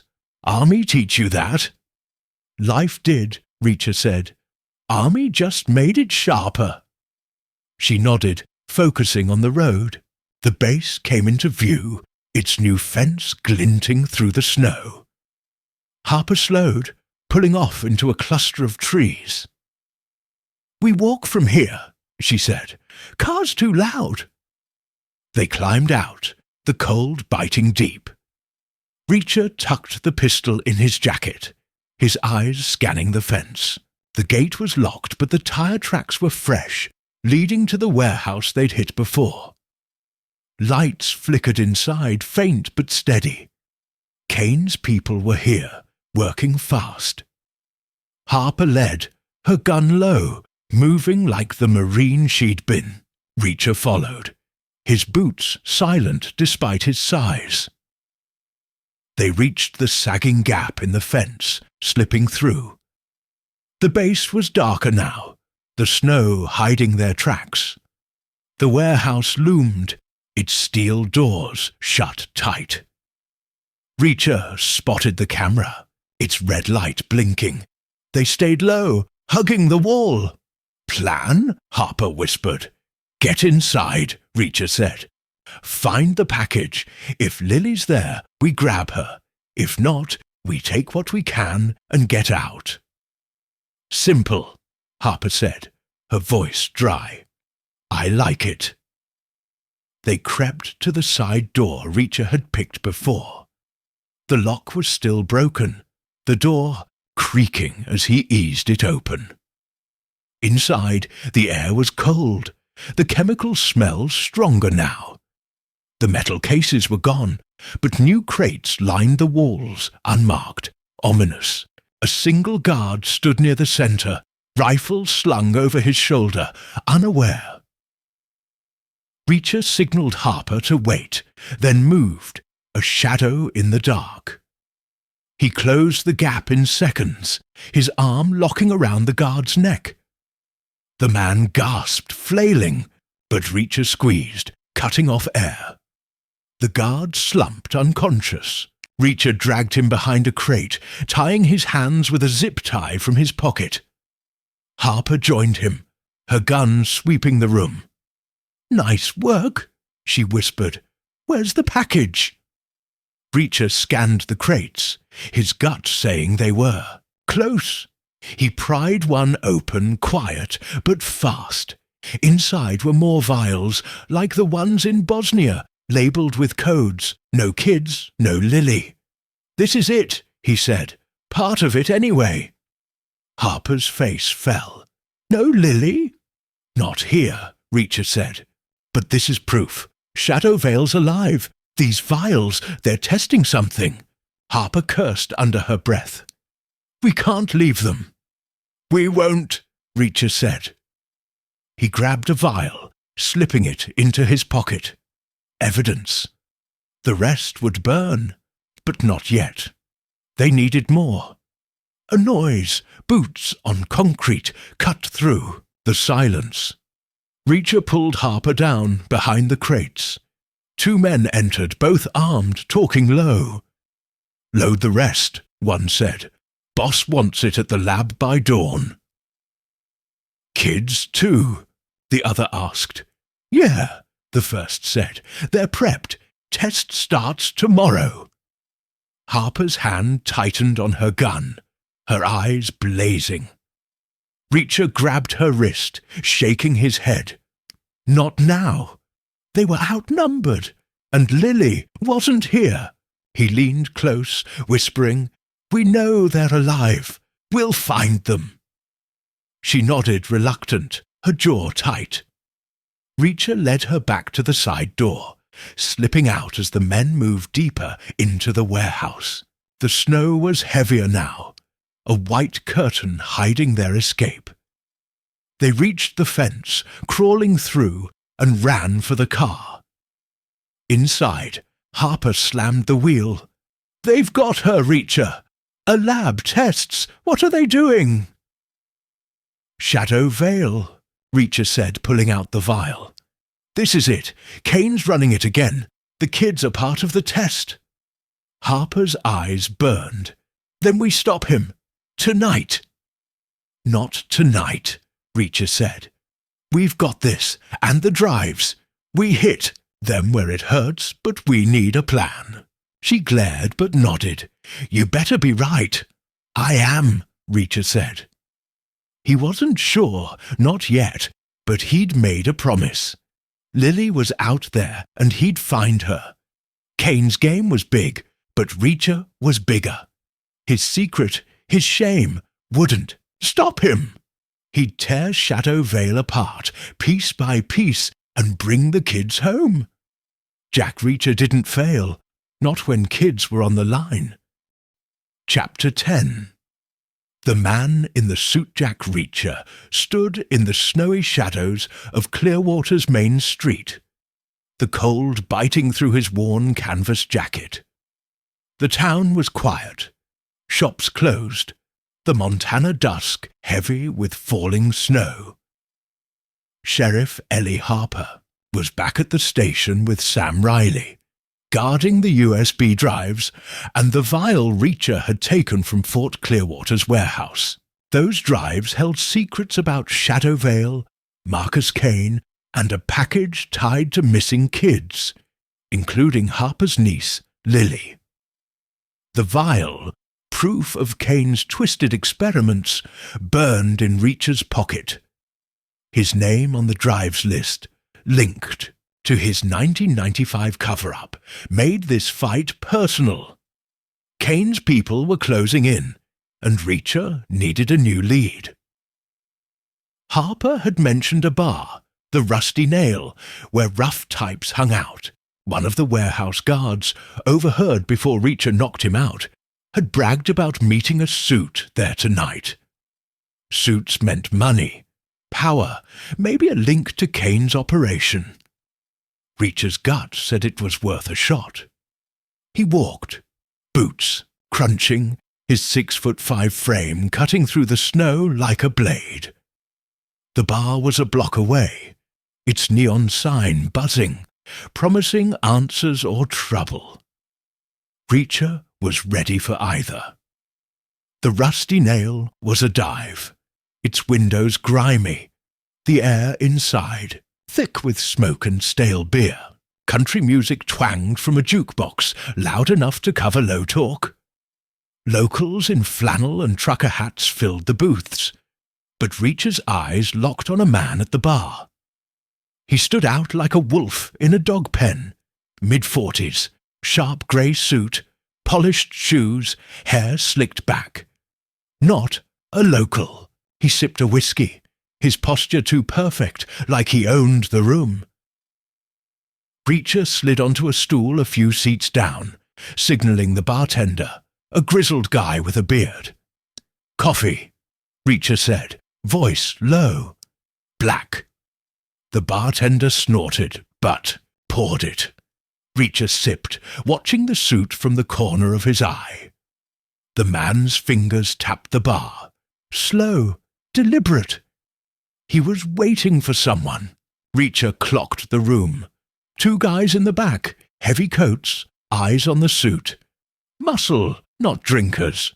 Trouble was brewing. The suit glanced at Reacher, his eyes cold, assessing. Reacher met his gaze, steady, unblinking. The man smirked like he'd expected this and slid down the bar, whiskey in hand. "You're a long way from home, friend," he said, voice smooth, city slick. "No home," Reacher said, "just passing through." The suit chuckled, leaning closer. Nobody just passes through Clearwater. Not you. Jack Reacher, right? Reacher's jaw tightened. The man knew his name. Not good. Who's asking? He said, setting his coffee down. Call me Bennett, the suit said, sipping his drink. I represent interests. People who don't like you poking around. People like Kane? Reacher asked, voice flat. Bennett's smirk faded just for a second. You're quick. Too quick. That's why we're talking. Reacher leaned back, his hands loose, ready. The muscle in the back shifted, hands in pockets, probably armed. Talk then, he said. What's Kane moving? Where's the package? Bennett laughed, low and sharp. You think it's that easy? You're a dog chasing a car, Reacher. You catch it, you won't like what happens. Try me, Reacher said. Bennett set his glass down, his eyes like ice. Walk away. Leave the drives, the vial, the questions. You do, you live. You don't, you're done. And not just you. The sheriff, the hacker kid, the girl, Lily, is it? They're all in the crosshairs. Reacher's fists clenched under the bar. Threatening kids was a mistake. Threatening him was worse. Big talk, he said. But you're just a messenger. Who's the boss? Bennett's smile returned, thin and cruel. Someone you can't touch. Kane's a soldier, like you were.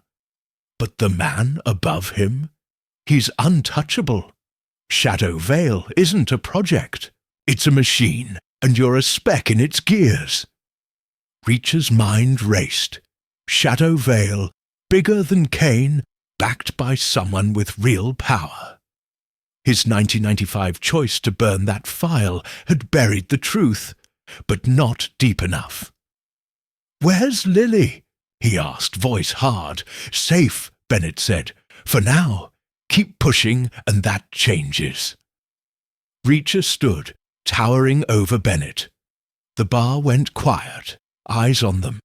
Tell your boss, he said. I'm coming. Lily comes home, or I break everything he's got. Bennett didn't flinch. Brave words, stupid, but brave. He nodded to the muscle, who stood, hands out of pockets, guns glinting. Last chance, Reacher. Walk. Reacher didn't walk. He moved fast as a whip, grabbing Bennett's arm and twisting it behind his back. The man gasped, his glass crashing to the floor. The muscle charged, but Reacher was ready. He shoved Bennett into the first guy, sending them sprawling. Ditchish second raised his gun. But Reacher closed the gap, a fist to the gut dropping him. The bar erupted, locals scrambling for the door. Bennett scrambled up, blood on his lip, still smirking. You're dead, Reacher. You just don't know it. Reacher grabbed him by the collar, slamming him against the bar. Where's Lily? Bennett laughed, spitting blood. You'll see her when it's too late. Reacher's fist rose, but a shout stopped him. Reacher! Harper burst in, gun drawn, badge flashing. Enough! Reacher let Bennett go, stepping back. The suit adjusted his tie, smirking. Smart move, Sheriff. Keep your dog on a leash. Harper's eyes blazed, but she kept her gun steady. Get out, now! Bennett nodded to his men, who groaned, standing. We'll talk again, Reacher, he said, strolling out, calm as ever. The bar was empty now, the bartender hiding. Topruch lowered her gun, glaring at Reacher. You trying to start a war? He started it, Reacher said, wiping his hands. Knows about Lily, the drives, Shadow Vale. Says Kane's got a boss, someone big. Harper's face paled. Lily.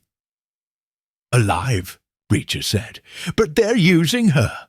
The package, the kids, it's all Shadow Vale. Harper cursed, holstering her gun. How'd you find him? Warehouse guard mentioned a suit, Reacher said. Tracked him here. He's no small fry. Kane's operations got deep pockets. Harper nodded, her jaw tight. We need those drives cracked. Sam's working, but he's slow. You trust this Bennett guy? Nope, Reacher said. He's a snake, but he's scared. Means we're close. Harper grabbed a chair, sitting hard. Lily's out there, Reacher. Every minute we're not finding her. We will, Reacher said, his voice firm. Bennett's a lead. He'll slip, and we'll be there. Harper looked at him, her eyes searching. You don't quit, do you? Not my style, Reacher said. He pulled the vial from his pocket, holding it up. This, the drives, Bennett. They're pieces. We're building the picture. Harper stood resolute. Then let's get back to Sam. If he's got more, we move tonight. Reacher nodded, following her out. The snow was thicker, the Rusty Nails sign buzzing behind them. Bennett's words echoed, untouchable boss, Shadow Vale's machine. Reacher's 1995 secret, burying that file, had let this grow. His name on the list was a trap, but he wasn't running. Lily, the kids Harper, they needed him. Kane's machine was big, but Reacher was a wrecking ball. He'd smash it, piece by piece, until the truth was out and Lily was safe. Jack Reacher didn't back down, not ever. Chapter 11. The Second Name. Jack Reacher hunched over a desk in the Clearwater Sheriff's Station, the room lit by a flickering bulb and the glow of Sam Riley's laptop. Snow pounded the windows, the Montana night thick and cold. Sheriff Ellie. Harper paced nearby, her face tight with worry for her niece Lily, one of the kids missing in Kane's Shadow Vale operation. Sam, the hacker kid, typed fast, his bandaged arm stiff from the graze he'd taken in the ambush. The USB drives from Fort Clearwater, safe in Reacher's pocket, had revealed a list with Kane's name, Reacher's, and hints of a deadly test. Bennett, the suit from the Rusty Nail, had warned Reacher to back off, but Reacher didn't listen. He never did. Sam's screen flashed, pulling Reacher's focus. Got something, Sam said, voice shaky but excited. Another file decrypted. It's a personnel list, like before, but with more names. Reacher leaned closer, his big frame casting a shadow. Read it. Sam scrolled, his eyes wide. Most are redacted, but one's clear. Voss, Elena, doctor, scientific lead, said she's critical to Shadow Vale. Last known location, blank. Reacher's gut tightened. A scientist. Shadow Vale wasn't just Kane's muscle, it was brains too. His 1995 cover-up, burning that file, had buried names like this. Now they were back, tied to Lily and the other kids. Anything else? He asked. Sam clicked, pulling up a memo. Yeah, says Voss went dark after the incident. No details, but there's an alias, Ellen Vance. And a note, she's in Montana. Harper stopped pacing. Montana? Where? Sam typed, cross-referencing. Got a hit. Ellen Vance, adjunct professor, biology. Works at Northern Montana University, 30 miles from here. Started 2 years ago. Reacher's mind raced. Voss, hiding as Vance, so close to Clearwater. She knew Shadow Vale, maybe Kane's plans, maybe where Lily was. She's our lead, he said. We find her. We find answers. Harper grabbed her coat. Then we go. Now. Hold on, Reacher said. Kane's people are watching. Bennett knew too much. If Voss is hiding, she's scared. We spook her, she runs. Harper's eyes blazed. Lily's out there, Reacher. We can't wait. We won't, Reacher said, his voice steady. But we do this smart. Sam? Anything. On the university. Security. Layout. Sam nodded, pulling up a campus map. Small place. Science buildings here, north side. Voss, Vance, teachers' evenings. She's probably there now. Reacher studied the map, memorizing exits and weak points. His army training made it second nature. Good. Harper, you drive. Sam, stay here. Keep digging. Sam groaned. I'm fine, man. I can... No, Reacher said, cutting him off. You're hurt. We need those drives cracked. You're our ace. Sam slumped but nodded, turning back to his laptop. Harper grabbed her keys, her face set. Let's move. Outside the snow was a white wall, wind howling. Harper's patrol car was buried, but it roared to life, the heater weak against the cold. Reacher crammed into the passenger seat, the vial from the warehouse heavy in his pocket. His name on that list was a trap. Kane's way of taunting him for burying Shadow Vale in 1995. Voss was the key to breaking it open. The road to the university was treacherous, snow piling high.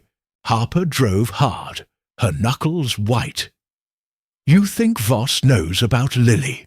She asked. Maybe, Reacher said. She's a scientist, not a soldier. If she's hiding, she's running from Kane. That makes her useful. Harper glanced at him, her eyes sharp. You're holding back. Shadow Vale, what is it really? Reacher's jaw tightened. He didn't want to dig up 1995, the burned crates, the choice that let Kane escape. Bad science, he said. Kane's kind of bad. That's enough for now. Harper didn't push, but her silence was heavy. The university loomed ahead, a cluster of brick buildings half lost in the snow. Harper parked near the science building, its windows glowing faintly. She's in there, she said. Let's not scare her. They stepped out, the cold biting deep. Reacher led, his boots crunching, eyes scanning for Kane's men. The black SUV was nowhere, but he didn't relax. Bennett's warning, "You're dead, Reacher," meant they were close. The science building's entrance was unlocked, the lobby dim, smelling of floor wax. A directory listed Professor E. Vance, room 204. Upstairs, Reacher whispered, taking the lead. Harper followed, her gun holstered but ready. The halls were empty, classes done, only the hum of a vending machine breaking the silence. Room 204 was at the end, light spilling under the door. Reacher knocked, soft but firm. No answer. He tried the handle, locked. "Voss," he called, voice low. "We're not here to hurt you. We need to talk." A shuffle inside, then a woman's voice, sharp with fear. "Who are you?" "Friends," Reacher said. "About Shadow Vale. We know you're Elena Voss." Silence, then the lock clicked. The door opened a crack, revealing a woman in her 50s, thin, with greying hair and wide, nervous eyes. "How do you know that name?" she hissed. Reacher showed his hands, empty. "We found files. Your name's on them. Kane's too. Vaux." Paled, stepping back. "Kane? He's dead." "Not dead enough," Reacher said. "Can we come in?" Voss hesitated, then nodded, opening the door. The room was a small office, cluttered with books and papers. She locked the door behind them, her hands shaking. "Who are you?" she asked. "Reacher," he said. "This is Sheriff Harper. Kids are missing, including her niece. We think it's Shadow Vale. You know something." Voss sank into a chair, her face ashen. "I thought it was over. I left that life, new name, new place, but you found me." "Kane's people are moving," Reacher said. "At Fort Clearwater. Tests kids, a package. What are they doing?" Voss's eyes darted to the door, like she expected Kane himself. "Shadow Vale was a mistake," she whispered. "I was young, a biologist, recruited for a defense project. They said it was to save lives, vaccines, antidotes. But it wasn't. It was a weapon." "What kind?" Harper asked, her voice tight. Voss swallowed. "Biological. A virus, engineered, to target specific groups. I didn't know at first. When I found out, I tried to quit. They threatened me. Kane, he was the enforcer. He killed to keep it quiet." Reacher's mind flashed to Bosnia, the crates, the dead villagers. His secret burying that file had let this grow. "Why kids?" he asked. Voss's eyes filled with tears. "Test subjects. The virus needs live hosts to perfect it. Young ones, healthy. I didn't know they'd start again, I swear." Harper lunged, grabbing Voss's collar. "Where's Lily? Where's my niece?" Reacher pulled her back, gentle but firm. "Easy! She's talking!" Voss sobbed, shaking. "I don't know. I've been hiding. But the base, if they're active, that's where the lab is. They'd keep the kids there for the tests." Harper's face was stone, but her hands trembled. "We're going back," she said. "Tonight." Reacher nodded, his jaw tight. "Voss, you're coming. You know the lab, the setup. We need you." "No!" Voss cried. "They'll kill me." "They'll kill you anyway," Reacher said, his voice hard. "You help us. We protect you. Deal?" Voss nodded, wiping her eyes. "Okay, but we're not safe here. They're watching." Reacher's gut screamed agreement. Bennett's men, the SUV, the ambush. They were too close. "Pack what you need," he said. "We're gone in 2 minutes." Voss grabbed a laptop and a few files, stuffing them into a bag. Reacher checked the hall. Clear for now. They moved fast, Harper leading Voss. Reacher watching their back. The snow outside was a shield, hiding them as they reached the patrol car. But as Harper started the engine, headlights flashed. A black SUV roared from a side street, cutting them off. Reacher's hand went to the pistol in his jacket. "Go!" he barked. Harper floored it, the car fishtailing. The SUV chased, its engine roaring. Voss screamed, ducking low. Reacher leaned out the window, firing at the SUV's tires. A shot hit, rubber shredding, but the SUV kept coming, swerving through the snow. "They're gonna ram us!" Harper yelled. "Turn!" Reacher said, pointing to an alley. Harper yanked the wheel, the car skidding into the narrow gap. The SUV missed, screeching past. Harper gunned it, weaving through back streets, losing the tail in the storm. Voss was sobbing, curled in the back. Harper's face was grim, her hands steady. "You okay?" Reacher asked. "Yeah," she said. "You?" "Peachy," Reacher said, checking the pistol. Low on ammo, but he'd manage. "Voss, you still with us?" Voss nodded, her voice small. "I'll help. Just don't let them get me." "They won't," Reacher said. He meant it. Voss was their shot at the lab, at Lily, at Kane. His secret had fueled this mess, but he'd end it. Shadowvale was a monster, and Reacher was its hunter. Jack Reacher didn't stop, not until the kids were safe, and Kane's machine was dust. Chapter 12. The scientists fear Jack Reacher sat in the back of Sheriff Ellie Harper's patrol car, the Montana night swallowing them as snow fell thick and fast. Dr. Elena Voss, pale and trembling, clutched her bag in the seat beside him, her alias as Ellen Vance useless now. Harper drove, her face grim after outrunning the black SUV sent by Kane's people.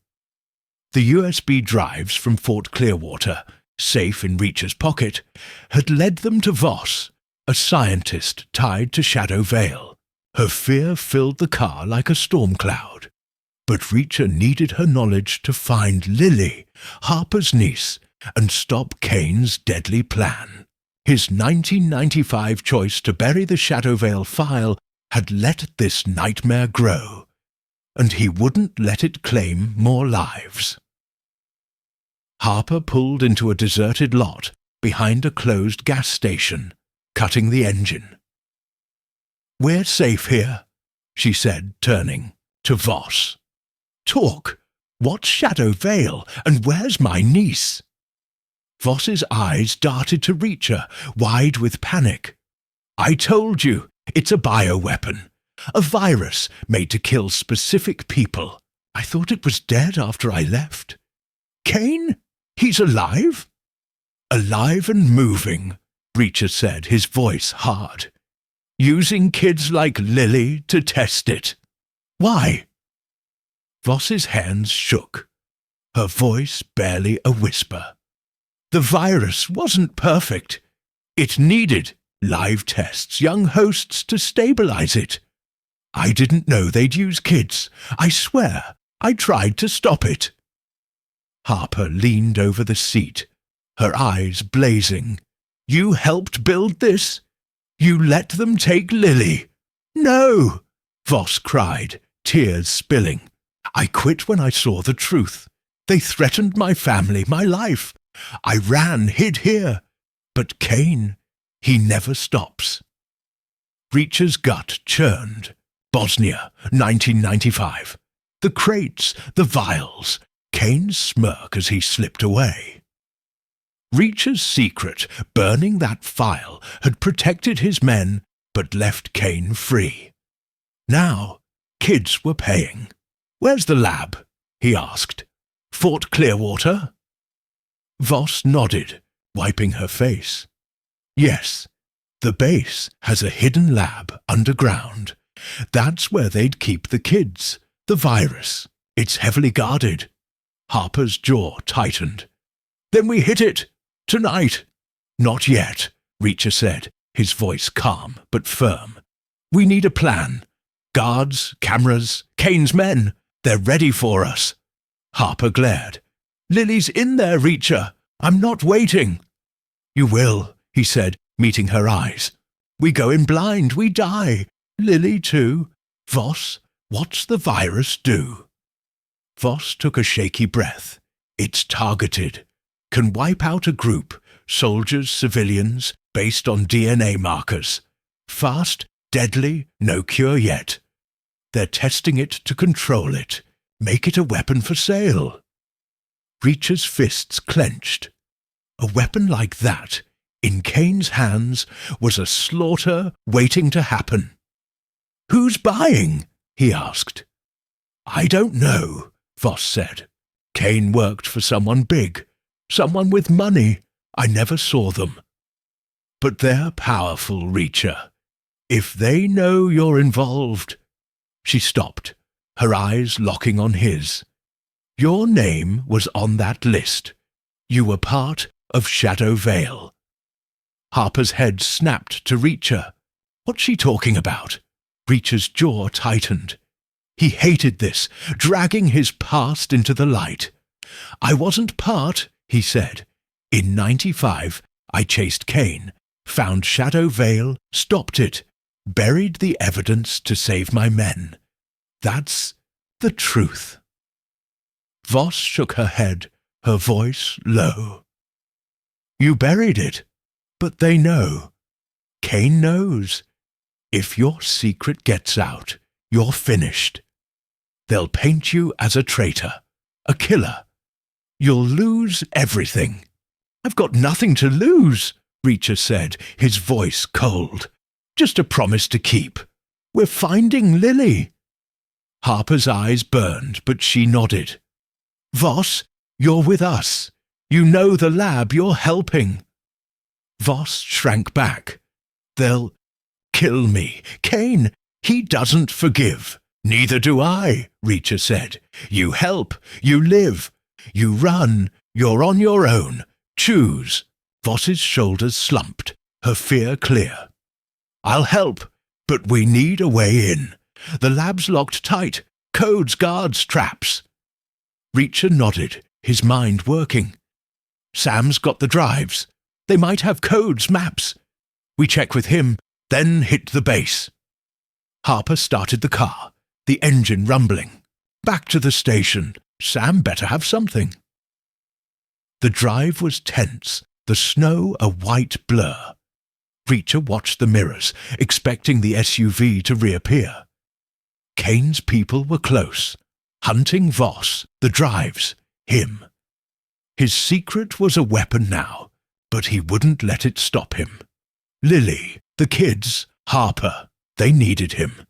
Shadow Vale was a monster, and he'd tear it apart. At the station, Sam was at a desk, laptop open, his bandaged arm stiff. Deputy Tim hovered nearby, nervous.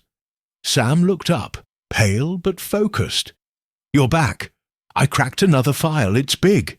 "Show us," Reacher said, pulling Voss forward. "She's with us. Knows the lab." Sam's eyes widened at Voss, but he turned the screen. "Got a blueprint. Underground lab at the base, level 2. Access through a maintenance hatch, east side. Code's here, but it changes daily."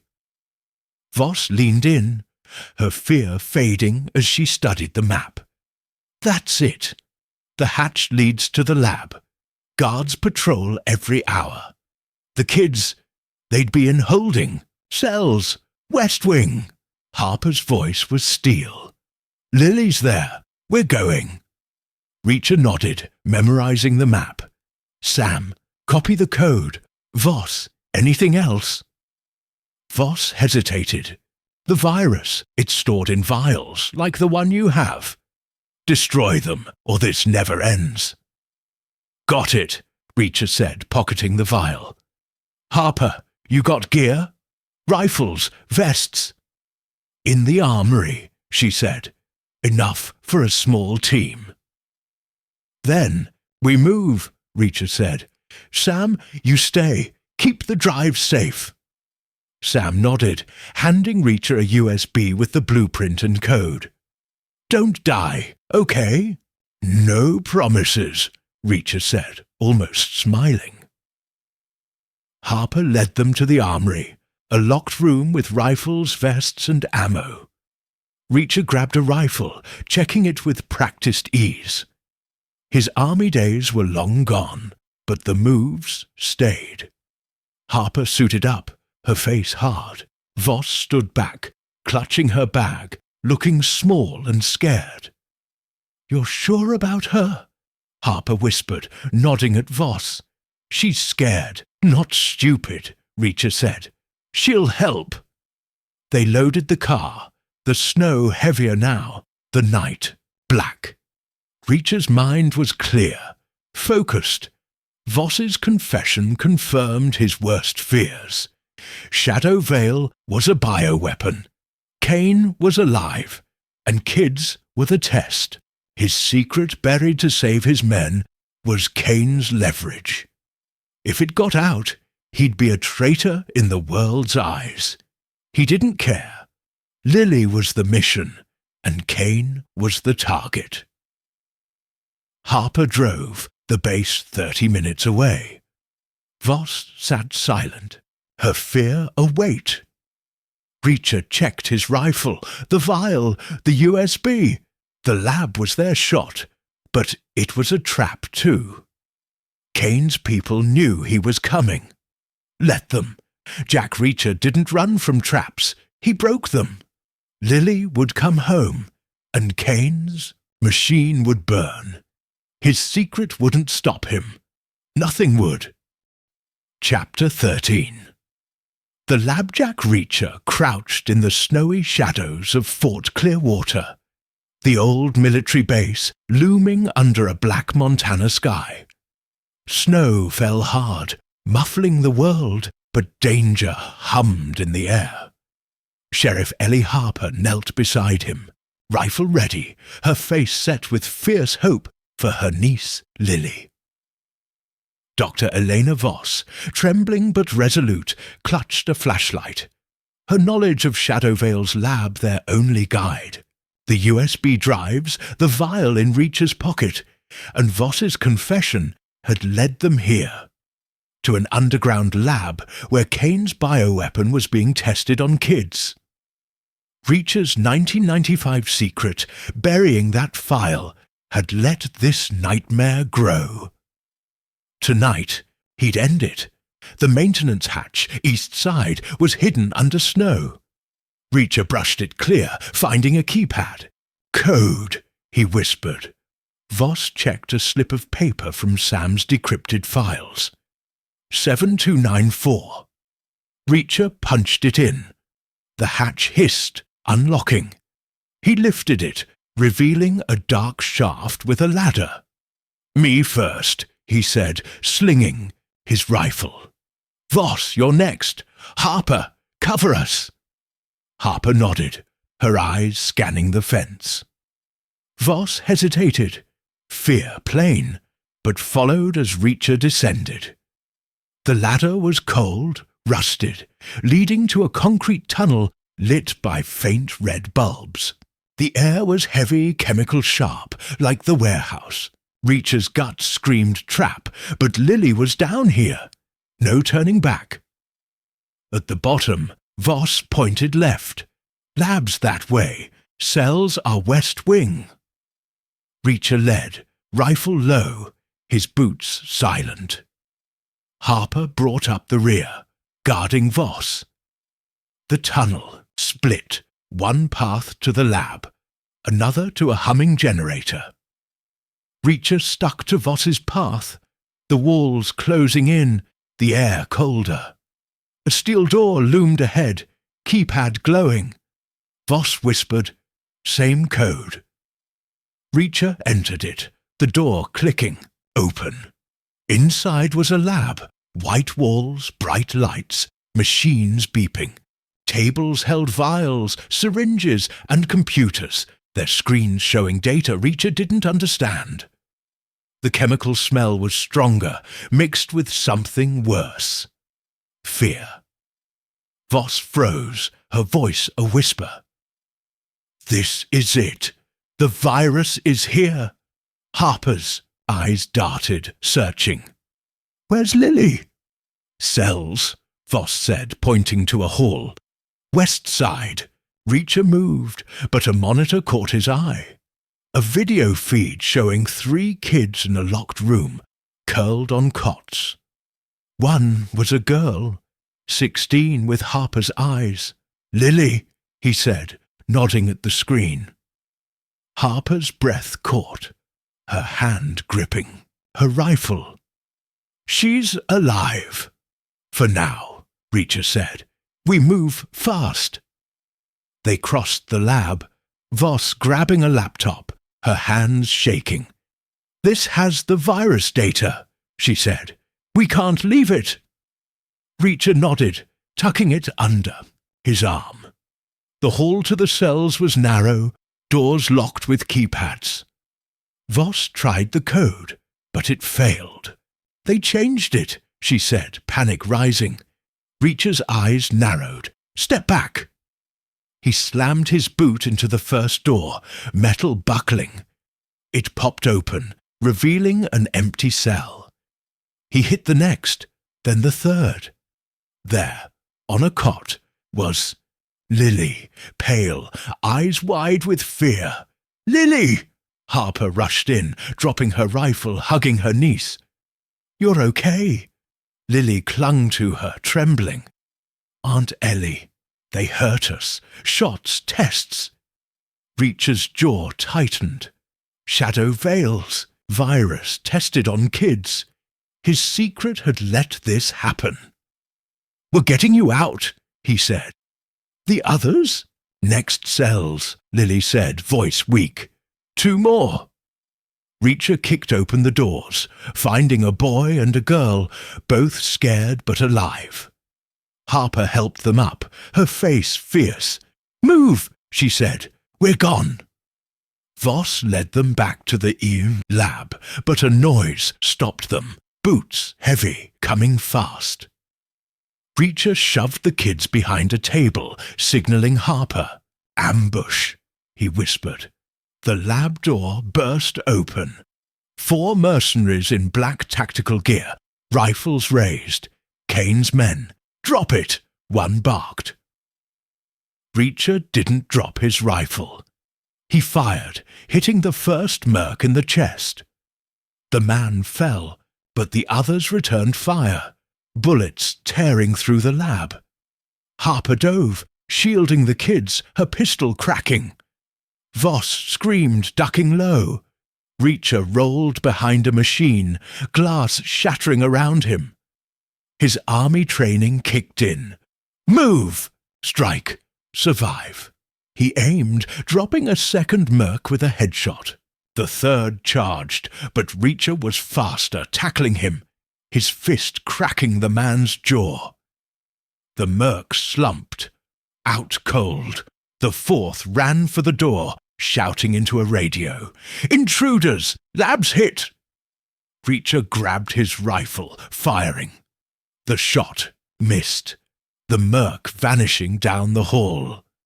"We're blown," Reacher said, helping Harper up. "Go!" Harper pulled Lily and the kids, Voss clutching the laptop. Reacher led, rifle ready, back to the tunnel. Alarms blared, red lights flashing. The base was waking up, Kane's men closing in.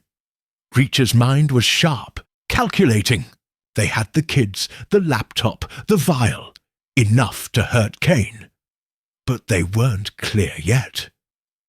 The tunnel was tight, the kids' breaths ragged. Lily stumbled, but Harper caught her. "Keep going," she said, voice fierce. Voss pointed ahead. "Hatch is close. Hurry!"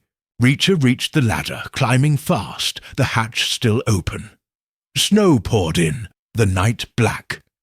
He helped the kids up, then Voss, Harper last. Outside, the base was alive. Lights, shouts, engines roaring. A truck screeched toward them.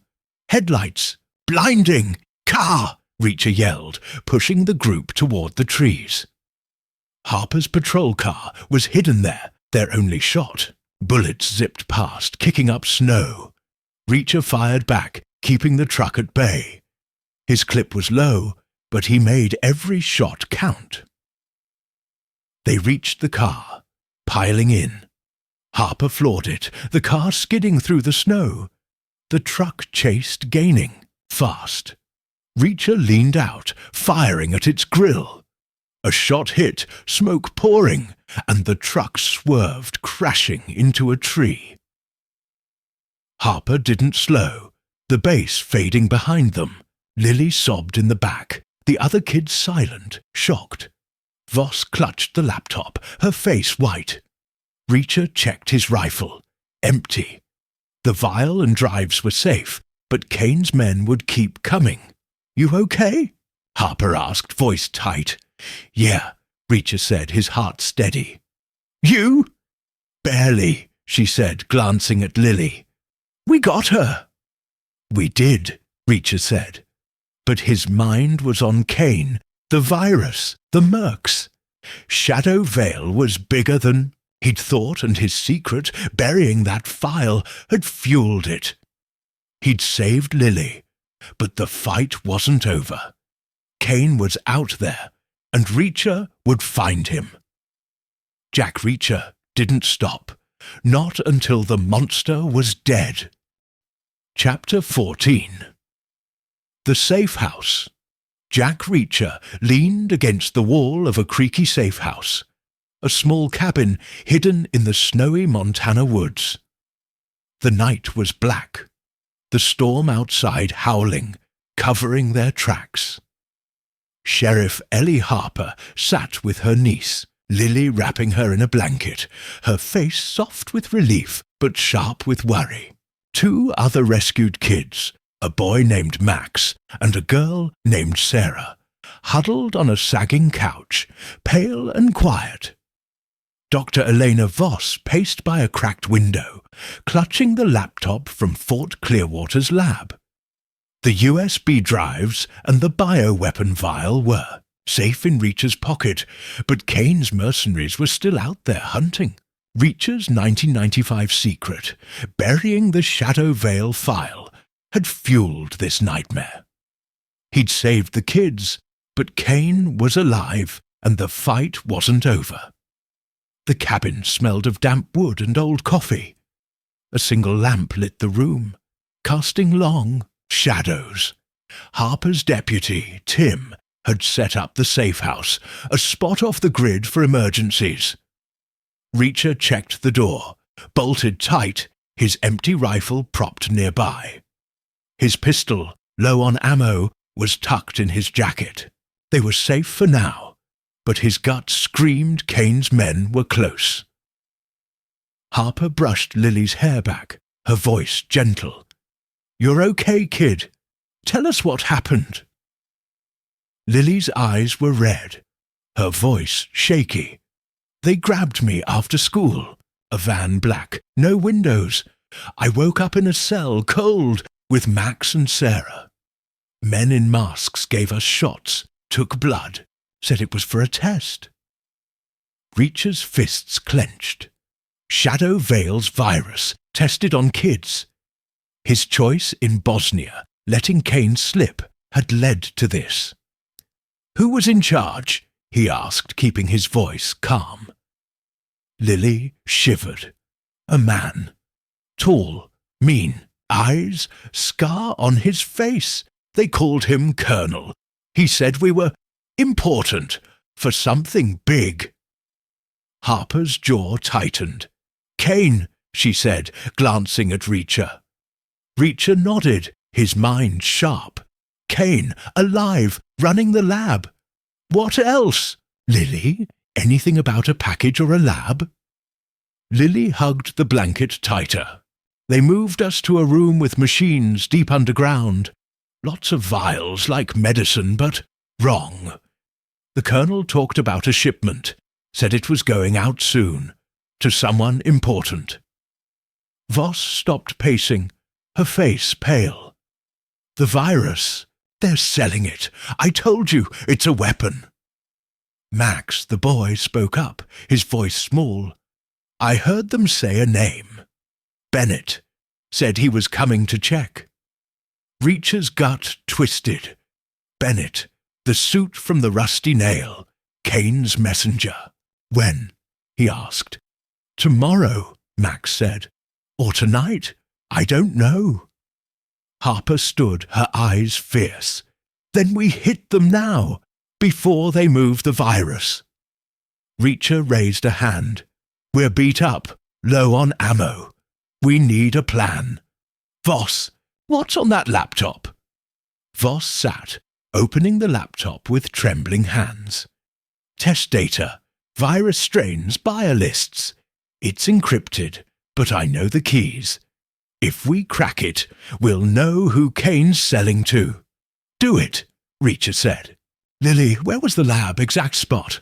Lily pointed at Voss's screen, where Sam's blueprint of the base was loaded. "Here, under the warehouse. A big door, guarded. They took us through tunnels."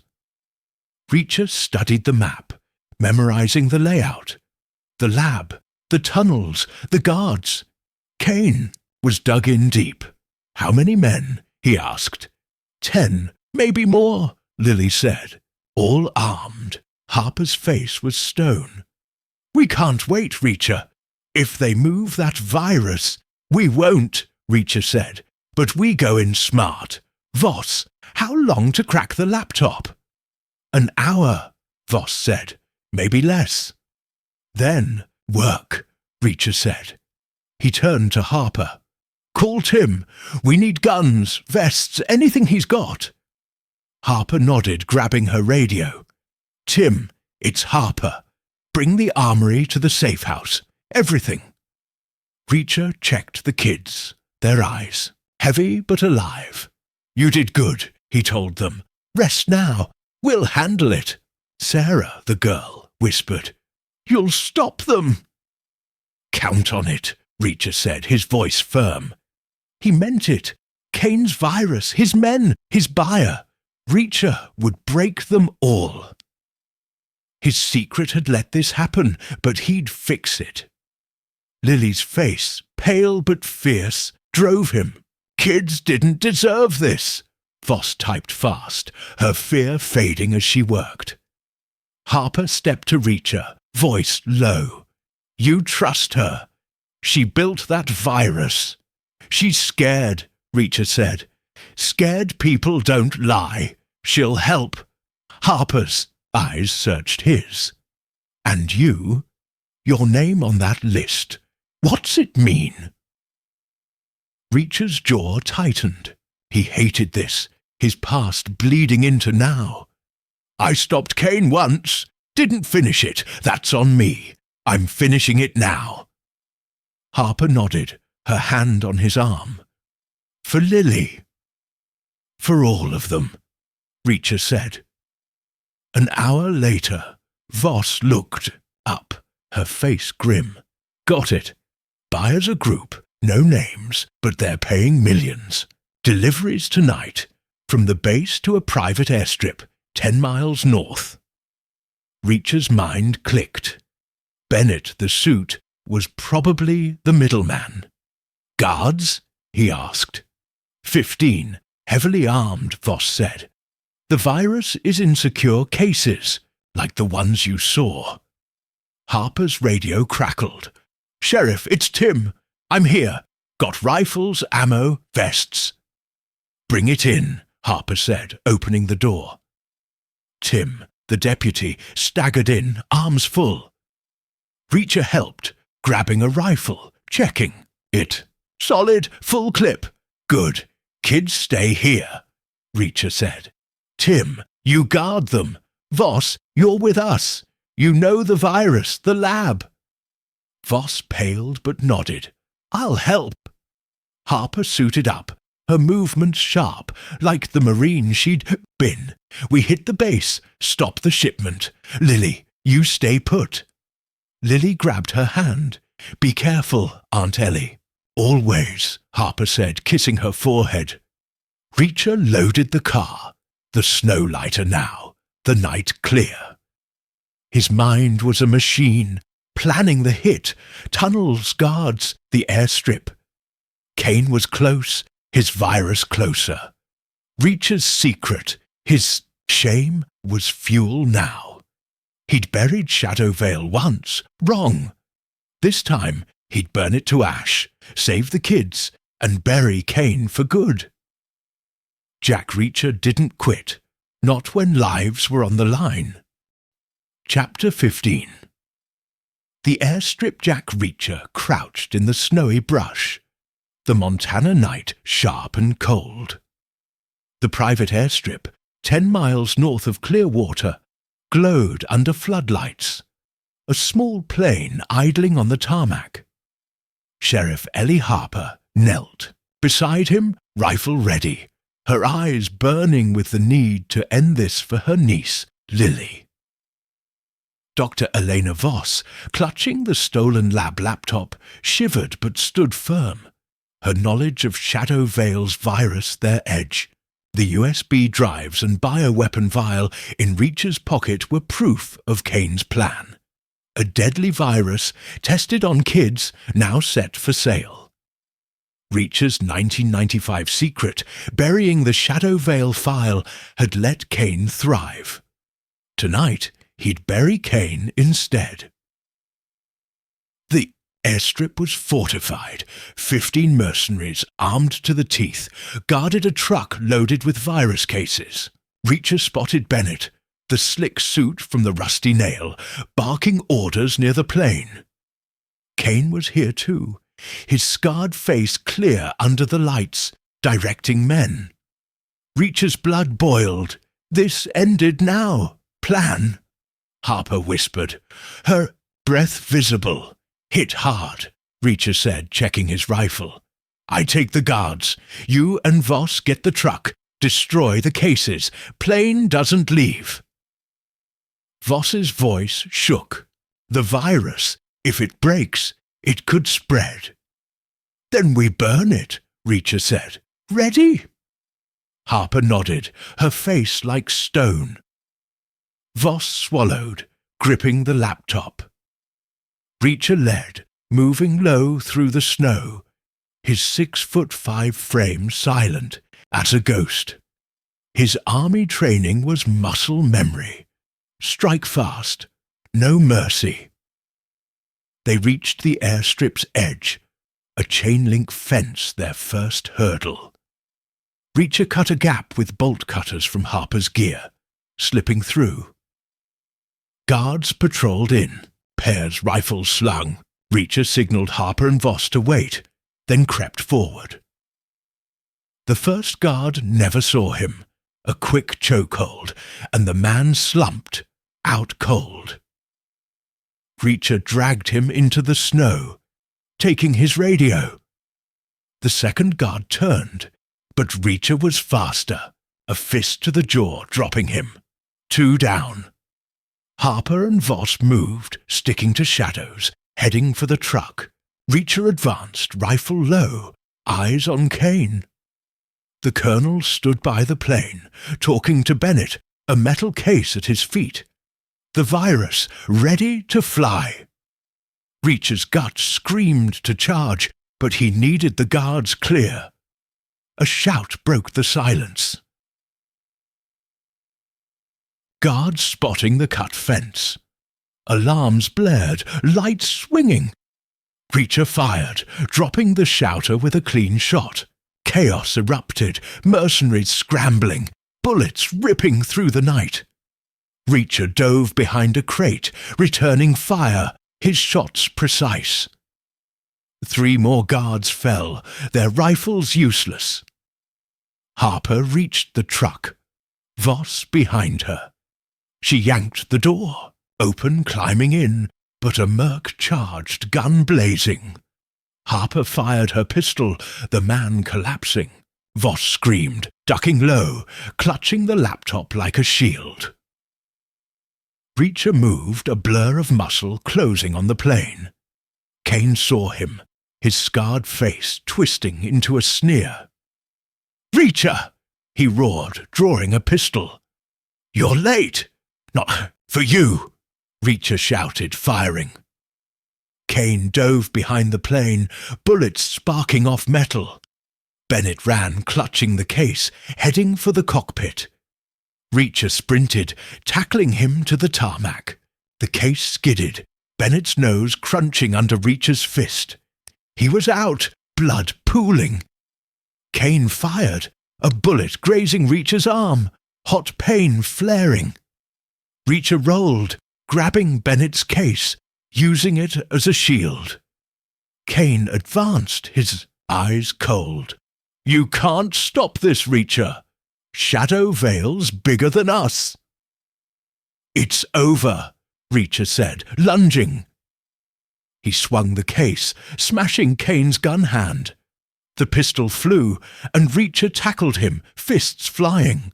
Kane fought back, tough and mean, landing a punch to Reacher's jaw. But Reacher was bigger, stronger. He slammed Kane's head to the ground, the colonel going limp. Harper's voice cut through. "Reacher! Truck's rigged!" Reacher turned, seeing Harper and Voss by the truck, flames licking its hood. A merc had tossed a grenade, the fuel tank catching. "Get back!" he yelled, grabbing Kane's limp form, dragging him away. The truck exploded, a fireball lighting the night, virus cases burning. Voss cried out, but Reacher saw the flames contained, no spread. The virus was gone, ash now. Harper pulled Voss, clear, her rifle covering the remaining guards. Most ran, their nerve broken. Reacher cuffed Kane with zip ties, his face bloody but alive. The plane's engine whined, the pilot trying to flee. Reacher fired a burst at the cockpit, the glass shattering. The engine died, the pilot raising his hands. Harper ran to Reacher, panting. "It's done!" "Almost," Reacher said, nodding at Kane. "He's got answers." Voss approached, her fear replaced by resolve. "The laptop has it all. Buyers, plans. We can stop them." Reacher nodded, his arm stinging but steady. "Good. Harper, call Tim. Get the kids. Lock this place down." Harper radioed, her voice firm. "Tim, bring Lily and the others. Airstrip secure." Reacher hauled Kane up, the colonel groaning, his smirk gone. "You lose," Reacher said. "Shadow Vale's dead. Again." Kane spat blood. "You buried it once. They'll bury you now." "Let them try," Reacher said, shoving him toward Harper. His secret, burning that file in 1995, had let Kane live, but not anymore. Lily was safe, the virus destroyed, the kids free. His shame was heavy, but he'd carried worse. Harper cuffed Bennett, waking him with a slap. "Who's your boss?" she demanded. Bennett sneered, silent. Reacher leaned in, his voice low. "Talk, or I break you." Bennett's eyes flickered, fear winning. "A man in D.C., big money. That's all I know." Reacher nodded. Enough for now.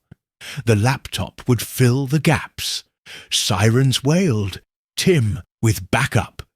The airstrip was a mess. Bodies in the snow. The truck a charred husk. Lily and the kids arrived, running to Harper, tears mixing with snow. Reacher stepped back, letting them have their moment. Voss handed him the laptop. "You did it," she said. "The kids, they're safe." "You helped," Reacher said.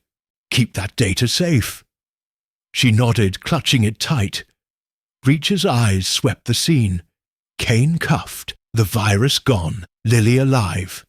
His secret was out, but it didn't break him. Shadow Vale was dust and Kane was finished. Jack Reacher had won, like always, but the cost was heavy. He'd carry it, move on, and keep fighting. That's who he was. Chapter 16. The reckoning Jack Reacher stood in the cold, fluorescent-lit interrogation room of the Clearwater Sheriff's Station, his broad frame casting a shadow over Marcus Kane. The colonel, hands cuffed to a metal table, glared up, his scarred face bruised from the airstrip fight. Snow tapped the window, the Montana dawn grey and quiet after the chaos. Sheriff Ellie Harper leaned against the wall, her eyes fierce but tired, relieved that her niece, Lily, was safe with the other rescued kids. Dr. Elena Voss waited outside with Sam Riley, guarding the laptop and USB drives that exposed Shadow Vale's bioweapon plot. The vial was gone, destroyed with the virus at the airstrip, but Kane held the final piece, his backer's name.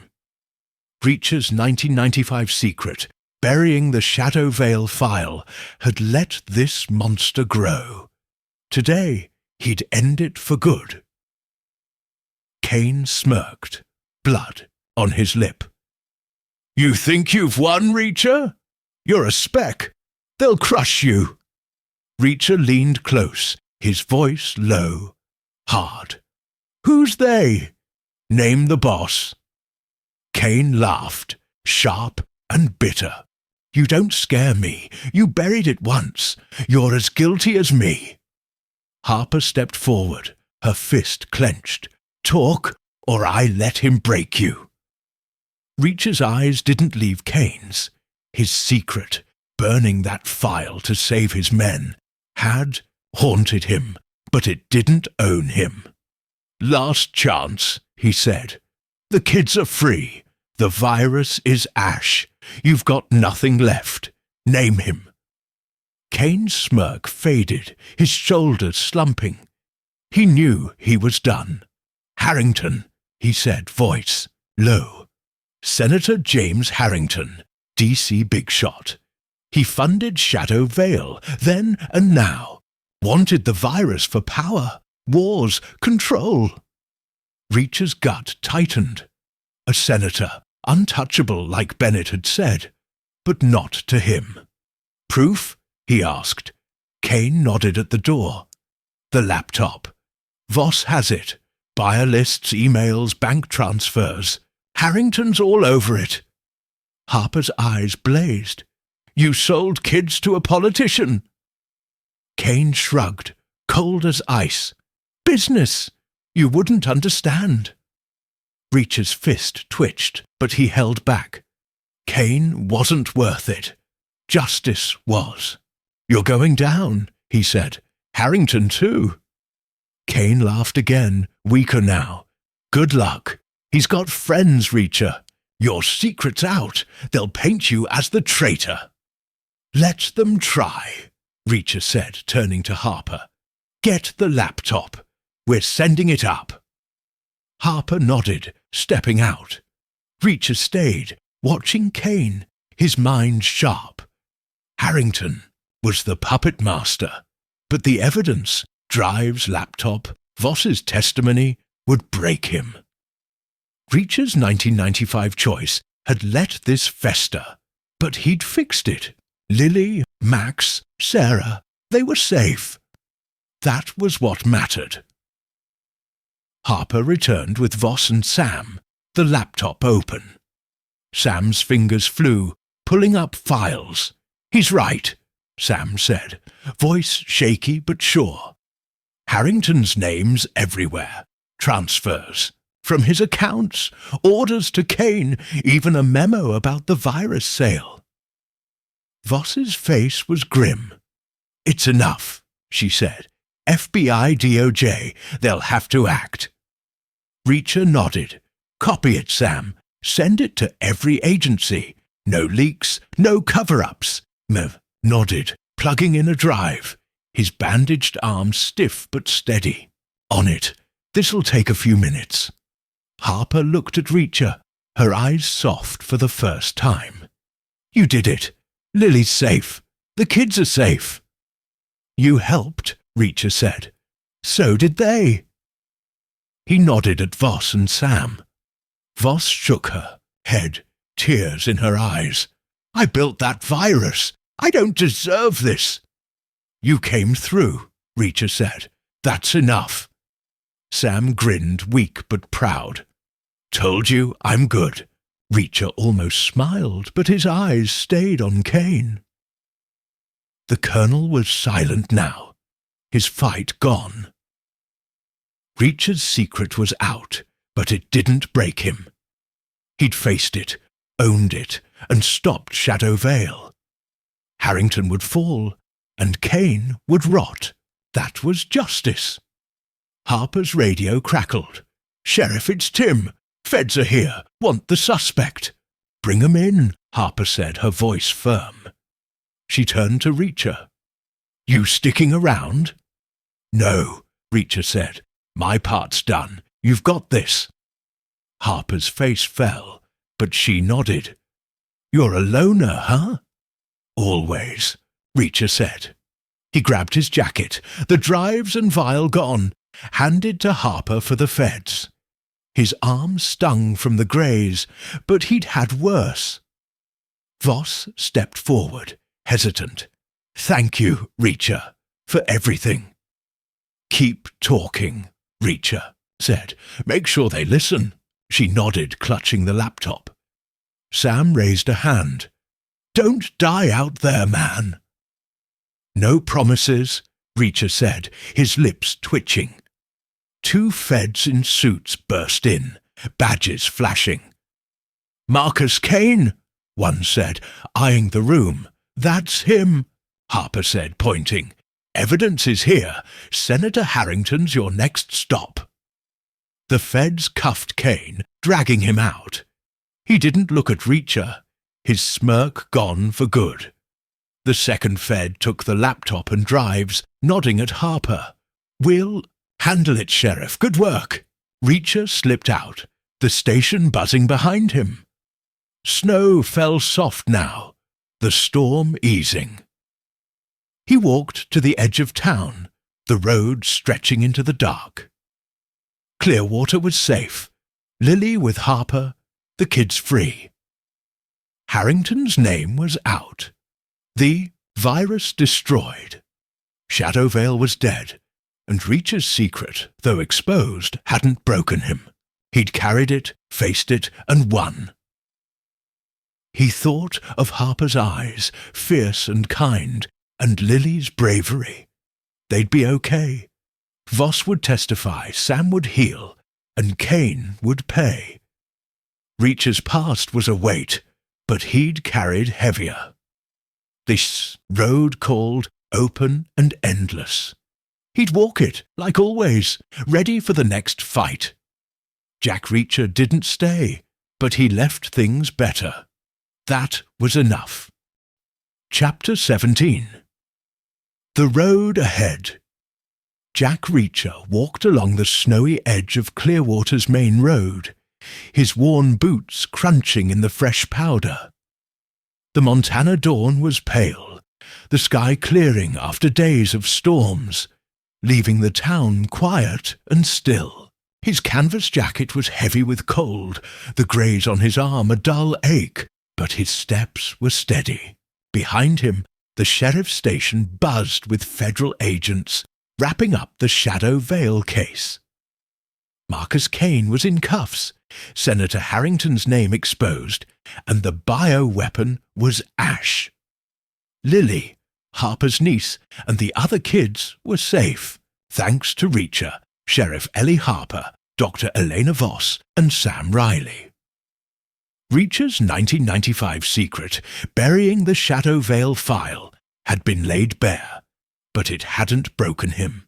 He'd faced it, fixed it, and now the road called like always.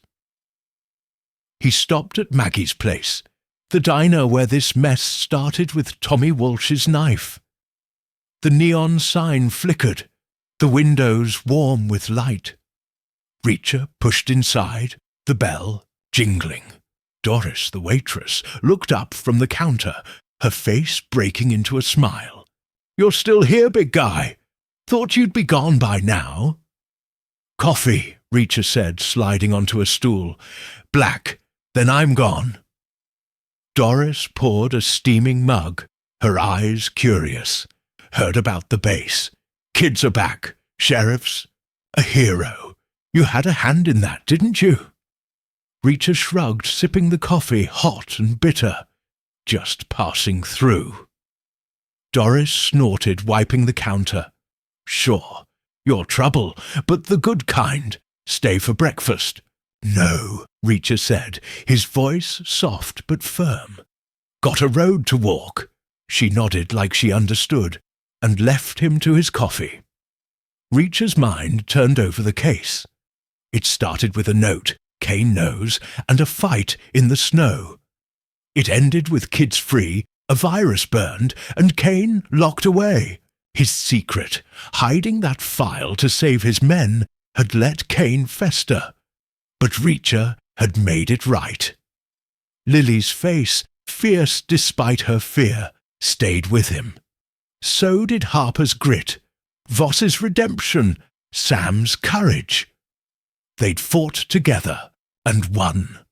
The door jingled and Harper stepped in, her sheriff's badge glinting. She looked tired, but her eyes were bright, lighter than before. She slid onto the stool beside him. "Knew I'd find you here," she said. "The feds took Kane. Harrington's under investigation. It's over." "Good," Reacher said, setting his mug down. "Lily okay?" Harper's face softened. "Yeah, she's tough, like her aunt. Max and Sarah, too. They're with families, getting help. Voss is talking to the feds, spilling everything. Sam's already back on his computer, acting like he didn't get shot." Reacher's lips twitched, almost a smile. "Kid's got guts." "So do you," Harper said, her voice low. "You didn't have to stay, but you did. Why?" Reacher looked at her, his blue eyes steady. "Kids don't deserve cages. Kane did. Simple." Harper shook her head, a small laugh escaping.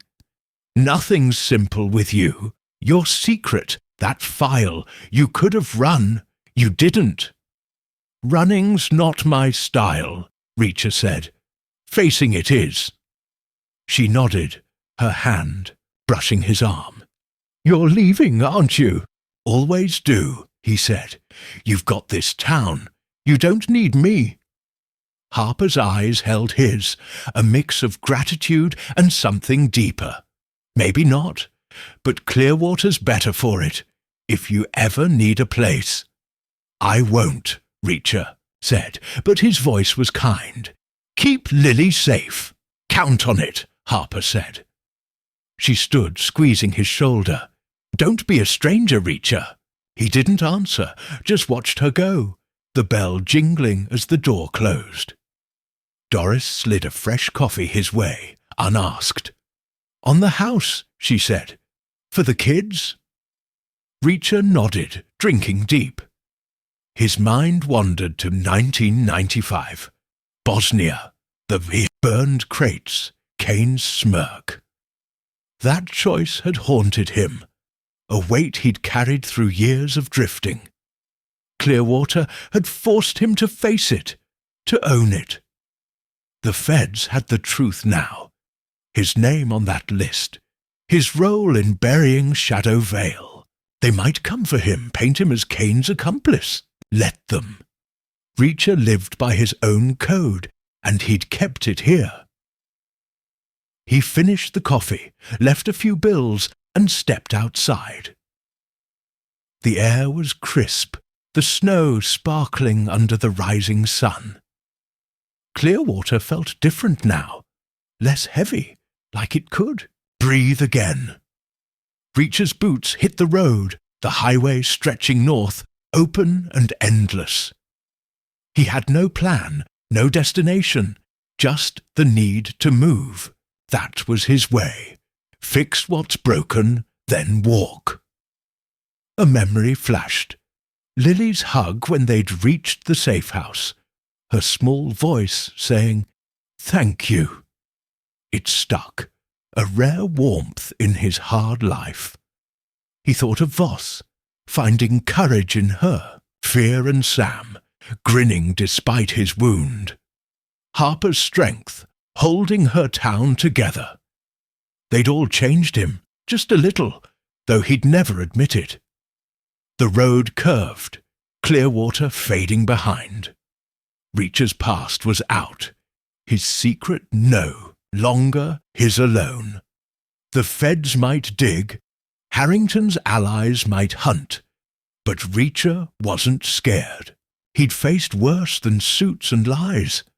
Shadow Vale was dead, its virus gone, its master caged. He'd done what he came for, and more.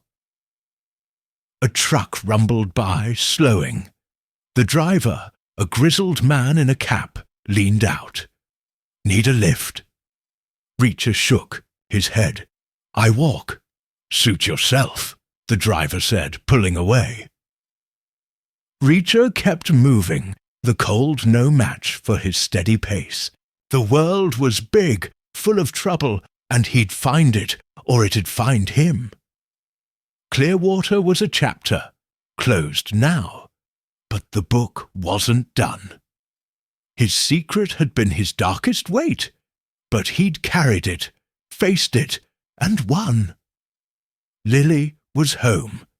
Cain was done, and the road was his. Jack Reacher didn't look back, but he carried the good with him, always. Chapter 18. The Showdown.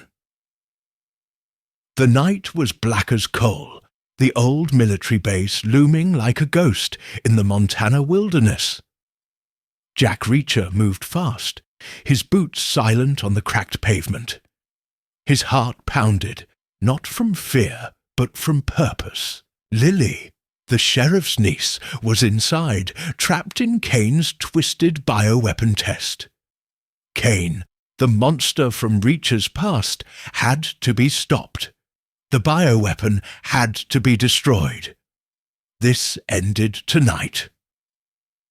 Reacher crouched behind a rusted fuel tank, eyes scanning the base. Floodlights cut through the dark, casting sharp shadows. 2 mercenaries patrolled the perimeter, rifles slung low, their breath visible in the cold air.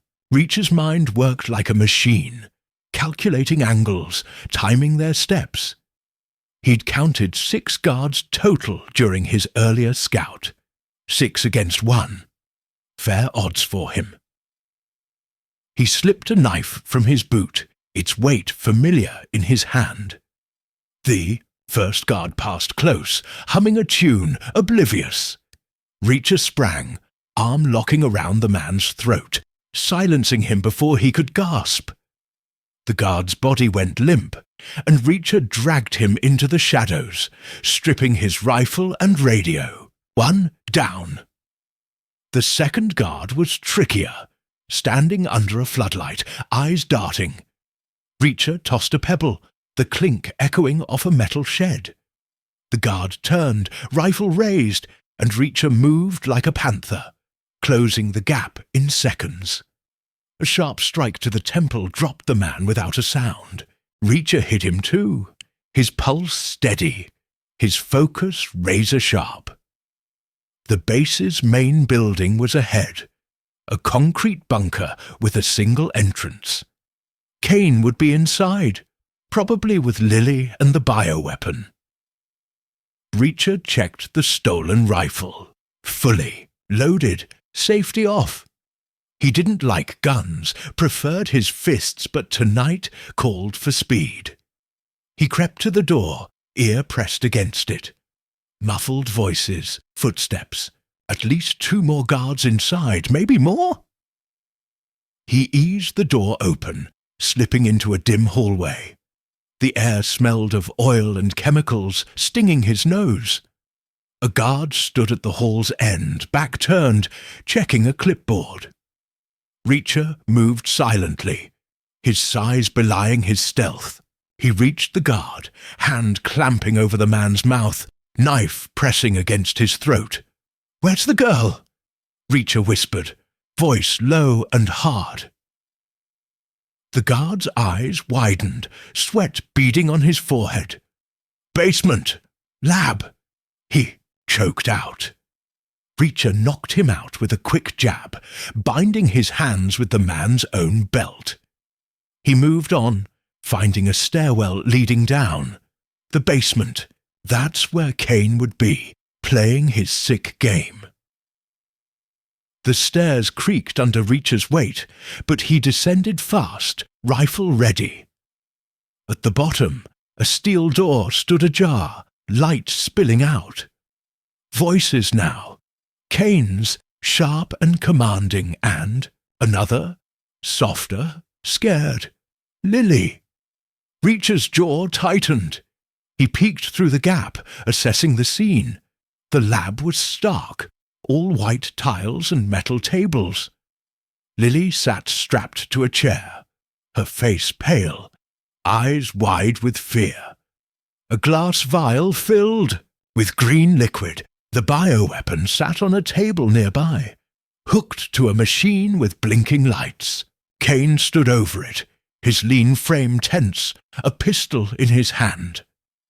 2 mercenaries flanked him, rifles trained on the door. Kane was talking, his voice dripping with venom. "You're too late, Reacher," Kane said, not looking up. "The test begins in 10 minutes. The girl's the perfect subject, and you'll watch your failure unfold." Reacher's blood boiled, but he stayed calm, mind racing.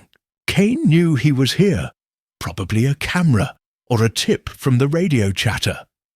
No time for stealth now. He kicked the door wide, stepping into the light, rifle aimed at Kane's chest. "Let her go," Reacher said, voice like gravel. "This is between us." Kane laughed, cold and sharp, his eyes glinting with hate. "Always the hero, Jack. But your secret's out. The world knows you're a liar, a traitor. No one's coming to save you." The mercenaries shifted, fingers on triggers. Reacher kept, his rifle steady, eyes locked on Kane. "Your evidence is fake," he said. "Voss has the truth. You're done." Kane's smile faltered just for a second, but he recovered fast. "You think you can stop this? My organization's bigger than you, bigger than your pathetic moral code. Shadow Vale lives because of me." Reacher saw Lily trembling, her eyes pleading.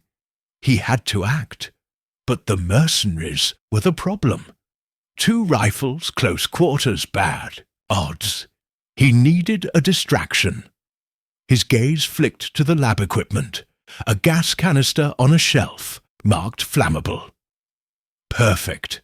Last chance, Kane," Reacher said, stepping closer, drawing the mercenary's aim. "Let her go, or I end you," Kane sneered, raising his pistol. "Kill him," he ordered. Reacher dove left, firing a burst at the canister. It exploded in a fireball, shrapnel flying, the blast knocking one mercenary down. The other fired wildly, bullets chewing the wall where Reacher had been. Reacher rolled, coming up behind a table, and shot the second mercenary clean through. "The shoulder!" the man screamed, dropping his rifle. Kane cursed, grabbing Lily's chair, using her as a shield. "Back off, Reacher, or she dies!" he shouted, pistol pressed to her temple. Lily sobbed, shaking, but Reacher saw her fingers working at the straps, loosening them. Smart kid. Reacher stood slowly, hands raised, rifle dangling. "You're a coward, Kane," he said, voice steady. "Always were. Hiding behind kids, behind lies. Face me." Kane's face twisted with rage. "You buried Shadow Vale," he spat. "You ruined me, my work, my legacy, gone because of your self-righteous crusade." Reacher edged closer, eyes on Kane's gun. "Your work was murder," he said. "You killed innocents. I should have ended you in 95. Kane's hand shook, his finger tightening on the trigger. That's when Lily moved, wrenching free of the straps, diving to the floor. Kane swung his gun toward her, but Reacher was faster. He charged, tackling Kane hard, the pistol skittering across the tiles. They hit the ground, fists flying, a brutal tangle of muscle and hate. Kane was wiry, strong, but Reacher was a force of nature. He pinned Kane's arm, slamming his fist into Kane's jaw, once, twice. Kane clawed at Reacher's face, drawing blood, but Reacher didn't flinch. He grabbed Kane's throat, squeezing, his eyes burning with years of buried guilt. "This is for them," Reacher growled, thinking of the civilians Kane's team slaughtered, the lives his cover-up failed to save. Kane gasped, face purpling, but he smirked, choking out words. "You're no better than me, Jack." Reacher's grip tightened, but he stopped short. Killing Kane like this, in rage, would make him right. Instead, he slammed Kane's head against the floor, knocking him out cold. Reacher stood, breathing hard, blood dripping from a cut on his cheek. Kane was alive, for now. Lily was curled up by the table, unharmed. Reacher knelt, checking her. "You okay?" he asked softly. She nodded, tears streaming, and he cut her remaining straps with his knife. "Stay here," he said, grabbing the bioweapon vial. He smashed it into the machine, sparks flying as the system shorted out, the green liquid pooling harmlessly. The first mercenary groaned, stirring. Reacher tied him up with cable from the lab, then checked Kane, binding his hands. Sirens wailed. In the distance, Harper's team, right on time. Reacher looked at Lily, then at the wreckage of the lab. Kane's taunts echoed in his head, but he pushed them down. The fight wasn't over, but Lily was safe, and the bioweapon was gone. That was enough for now. He helped Lily to her feet, guiding her toward the stairs. The night wasn't done, but Reacher felt the weight of his past lighten, just a fraction. Kane's legacy was finished, his own. That was still unwritten. Chapter 19. The truth. The air in the old military base was thick with the smell of burnt metal and chemicals. Jack Reacher stood over Colonel Marcus Kane's unconscious body, his chest heaving, knuckles bruised from the fight. Lily, the sheriff's niece, clung to his side, her small frame shaking but safe. The bioweapon, Kane's vile green liquid, was destroyed, its machine a smoking ruin. Sirens screamed closer, red and blue lights flashing through the bunkers, narrow windows. Sheriff Ellie Harper was coming, but Reacher had one last job to do: bury Kane's lies for good. He checked Kane's bindings, tight around the man's wrists, then turned to Lily. "You're okay," he said, voice steady, eyes soft. "Stay close," she nodded, wiping tears, her courage holding despite the nightmare. Reacher grabbed Kane's limp form, slinging him over his shoulder like a sack.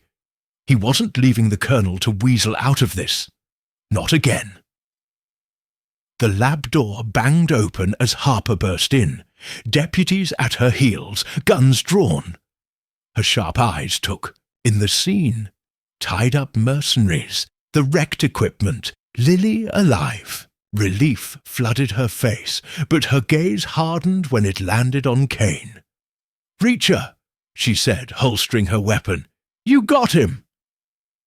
"And Lily," Reacher said, setting Kane down against a wall. "Bioweapon's gone. Smashed it." Dude nodded at the shattered vial, its contents soaking the floor. Harmless now. Harper knelt by Lily, hugging her tight, whispering comforts. Then she stood. "All business?" "Kane's alive?" she asked, voice sharp. "For now," Reacher said, wiping blood from his cheek. "He's got answers. And I've got proof he faked the story about me." Harper raised an eyebrow, but Reacher didn't explain yet. He glanced at the deputies securing the mercenaries, then at Kane, stirring with a groan. Time was short. "Voss," Reacher said. "She's got the real evidence. Kane's broadcast was a lie, doctored to frame me. She can clear my name." Harper nodded, trusting him despite the secret he'd confessed. His cover-up of Shadow Vale years ago. "Let's move," she said.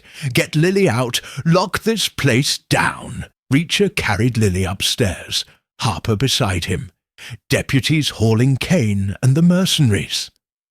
Outside, the night was cold, stars sharp above the Montana hills. Ambulances waited, medics rushing to check Lily. Reacher stood back, watching Harper coordinate, her voice cutting through the chaos. Kane was loaded into a squad car, still groggy, his smug face bruised from Reacher's fists. Reacher's mind churned. Kane's broadcast had painted him as a traitor, a liar who buried war crimes. The world believed it, or soon would, unless Voss came through. Dr. Elena Voss, the scientist who'd worked on Shadow Vale, had the original files. Proof Kane had twisted the truth to save himself. Reacher had to find her fast. He slipped away from the crowd, pulling a burner phone from his pocket. Voss had given him a number before he stormed the base. He dialed, the line crackling. "It's done," he said when she answered. "Kane's caught. Lily's safe. The weapon's gone. Your turn." Voss's voice was shaky but firm. "I'm ready. The files are clean. Reports, memos, recordings. They show Kane ordered the civilian deaths in 95, not you.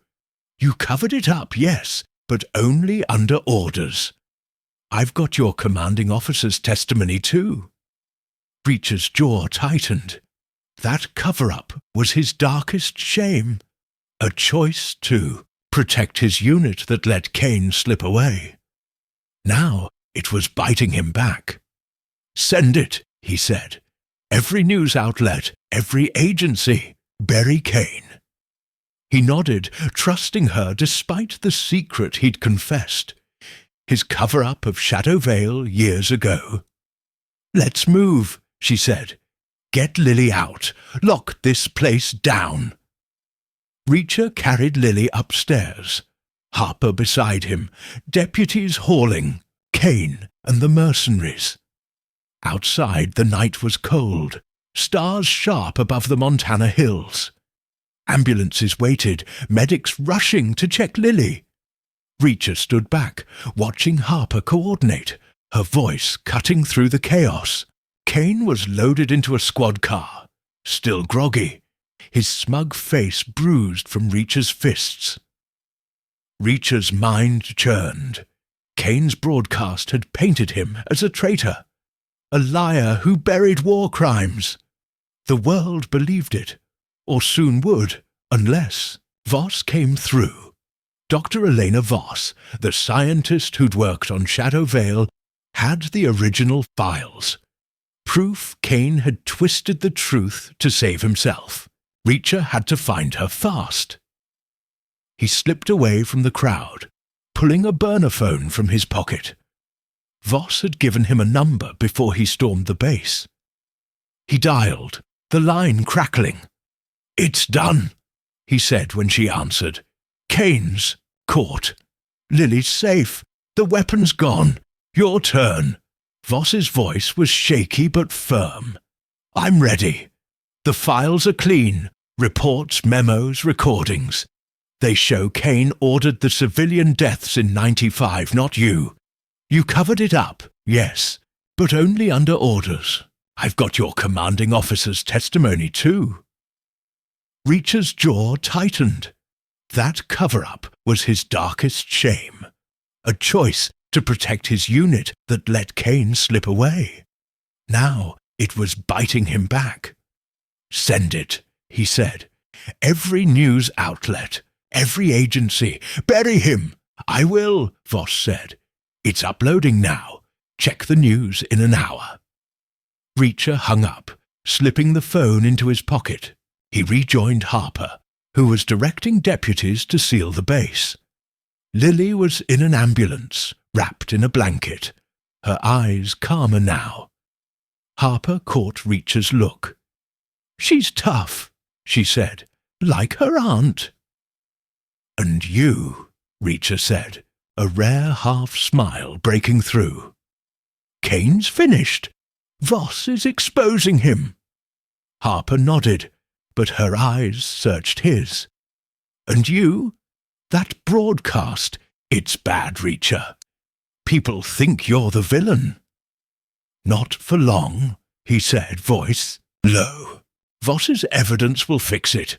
Kane's the monster, not me. They stood in silence, the weight of the night settling.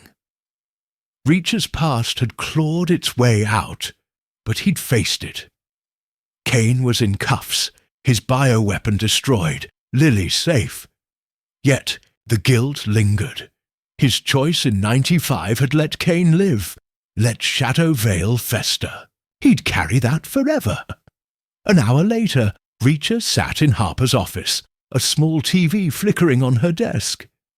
The news ticker scrolled. Breaking, leaked files exonerate Jack Reacher. Implicate Colonel Marcus Kane in war crimes. A reporter's voice detailed Kane's orders to kill civilians, his falsified evidence, his bioweapon scheme. Voss's files were everywhere. CNN, BBC, even local stations. Reacher's name was clear. His cover-up framed as a soldier's obedience, not betrayal. Harper turned off the TV, her face unreadable. "You're free," she said. "No warrants, no manhunt. You did it." Reacher shrugged, his broad shoulders heavy. "Kane's done. That's what matters." She studied him, eyes narrowing. "You're not staying, are you?" He didn't answer, just stood, his silence enough. Harper sighed, offering a hand. "Thanks, Reacher. For Lily. For stopping. Him." He shook it, grip firm. "Take care of her," he said, then walked out, the station's bus fading behind him. Outside, dawn was breaking, pink streaks painting the sky. Reacher's boots crunched on gravel as he headed for the highway. Kane was gone. His secrets dead with him. Voss had kept her promise, and the truth was out. Reacher's name was clean, but his soul wasn't. He'd saved lives, stopped a monster, but the ghosts of '95 lingered. He hitched his jacket, the road stretching ahead, endless and empty. Reacher walked on, a lone figure under the rising sun, carrying his truth into the next town, the next fight. Chapter 20. The Road Ahead. The Montana dawn painted the sky in soft pinks and golds, the air crisp with the promise of a new day. Jack Reacher walked along the edge of a quiet highway, his boots crunching on loose gravel, the small town of Hope fading behind him. His broad shoulders were squared, his jaw set, but his eyes carried a weight that no one could see. Colonel Marcus Kane was finished, his bioweapon destroyed, Lily safe, and Reacher's name cleared. Yet the ghosts of his past, those dark days of Shadow Vale in 1995, clung to him like shadows he couldn't outrun. The fight at the old military base had ended hours ago. Kane, battered and bound, was in custody, his smug grin finally wiped away. Dr. Elena Voss had kept her word, flooding the news with proof that Kane, not Reacher, was the monster behind the war crimes and the twisted bioweapon scheme. The TV screens in Sheriff Ellie Harper's office had blared the truth. Reacher was no traitor. He'd covered up Shadow Vale under orders. A soldier's choice that saved his unit, but let Kane slip free. Now Kane's lies were dust, and Reacher was free to walk away. But walking away was all he knew. He adjusted the strap of his old army jacket, the only thing he carried besides a wad of cash and a toothbrush in his pocket. No bags, no ties, no home. That was Reacher's way. The highway stretched ahead, a grey ribbon cutting through rolling hills, leading to nowhere and everywhere. Cars zipped by, their drivers unaware of the giant who'd just stopped a madman. Reacher didn't care for their thanks. He'd done what was right, and that was enough. Or it should have been. His mind drifted to Lily, the sheriff's niece, her wide eyes brave despite the terror she'd faced. She was safe now, wrapped in a blanket, her aunt's arms around her. Harper had been fierce, a good cop, an ex-Marine who understood the cost of hard choices. She'd thanked Reacher, her handshake firm, her voice steady. But she'd seen the truth in his eyes. He wasn't staying. Hope wasn't his place. No place was. Reacher's boots kept a steady rhythm, each step a beat in the song of his life. He thought about Kane's last words, spat in the heat of their fight. "You're no better than me, Jack." The words stung because they held a sliver of truth. Reacher had buried Shadow Vale, knowing it was wrong, to protect his men. That choice had let Kane live, let him fester, let him hurt others. Lily's abduction, the bioweapon, the abductees, it all traced back to Reacher's silence. He'd fixed it, but the guilt was a stone in his chest, heavy and cold. A pickup truck roared past, its exhaust spitting black smoke. Reacher didn't flinch, his eyes scanning the horizon. He'd been a wanderer since leaving the army, a drifter who fixed problems and moved on. But this time, the problem was his own past, and no amount of walking could outrun it. He'd faced Kane, ended him, but the mirror of his own mistakes stared back. Could he have stopped Kane in 95? Should he have disobeyed orders, risked his career, his men? The questions gnawed, but Reacher didn't dwell. He acted. He moved forward. The sun climbed higher, warming his face. A signpost loomed ahead. Billings, 60 miles. Reacher didn't care where he was going. One town was as good as another. He'd find a diner, maybe a fight, maybe a wrong to right.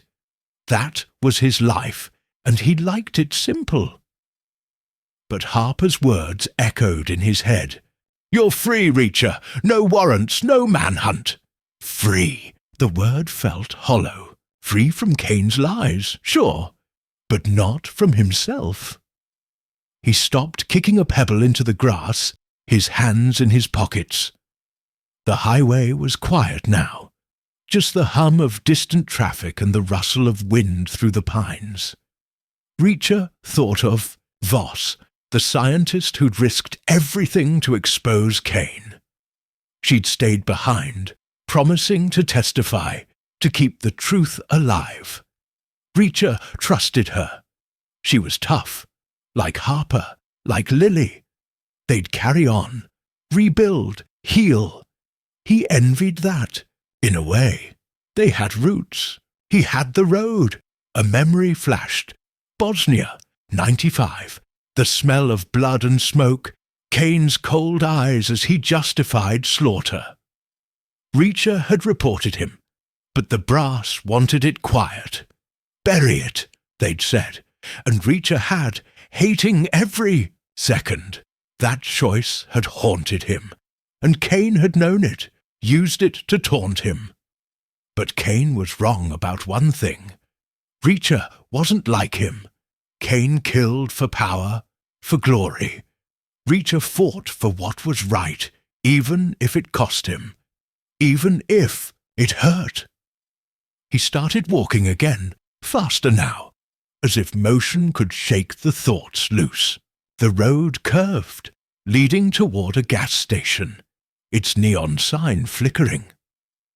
Reacher's stomach growled. He hadn't eaten since yesterday's diner burger. He'd grab coffee, a sandwich, then keep moving. But as he neared, he saw trouble. A young woman stood by a beat-up sedan, her face tense, a guy in a leather jacket looming over her, his voice loud, threatening. Two other men lounged nearby, smirking, their bikes parked close. Reacher's instincts kicked in, sharp and automatic. He slowed, assessing. The woman was scared but defiant, clutching her keys like a weapon. The guy was big, maybe 6'2", but soft around the middle, all bluster. His buddies were smaller, leaner, but their eyes were hard, used to trouble. 3 against 1. Reacher's kind of odds. He approached, hands loose, his size drawing their attention. The big guy turned, sneering. "Keep walking, pal. This ain't your business." Reacher stopped, 10 feet away, his voice calm but hard. "Looks like her business, not yours. Step off." The woman's eyes flicked to Reacher, hopeful but wary. The guy laughed, stepping closer, cracking his knuckles. "You want to play hero? Bad move." Reacher didn't blink. "Last chance," he said. "Walk away." The guy swung, a sloppy right hook. Reacher sidestepped, grabbing the man's wrist, twisting hard. The guy yelped, dropping to his knees. Reacher kicked him in the chest, sending him sprawling. The other two rushed in, one pulling a knife. Reacher moved like a storm, fast and brutal. He caught the knife guy's arm, snapping it at the elbow, then drove his fist into the second man's jaw. Both hit the ground, groaning. Done. The woman stared, keys still clenched. You okay?" she asked, voice shaking. Reacher nodded, brushing dirt from his hands. "You are now. Need a ride?" She shook her head, managing a small smile. "I'm good, thanks." He tipped his head, already turning back to the highway. "Stay safe," he said, and kept walking. The gas station faded behind him. The woman's car starting up. The men still on the ground. Just another stop. Another wrong fixed. Reacher's pulse settled, his focus back on the road. The sun was high now, the hills green and endless. Reacher thought of Harper again, her strength, her trust. She'd asked if he'd stay, but she knew the answer. He wasn't built for staying. He was built for this, walking, fighting, moving on. Kane was gone, Lily was safe, and the truth was out. Voss's evidence had cleared his name, but Reacher didn't care about fame or forgiveness. He cared about doing what was right, one step at a time. A truck rumbled by, slowing, the driver leaning out. "Need a lift, buddy?" he called, voice friendly. Reacher waved him off. "I'm good," he said, and meant it. The truck roared away, and Reacher kept walking, the highway stretching to the horizon.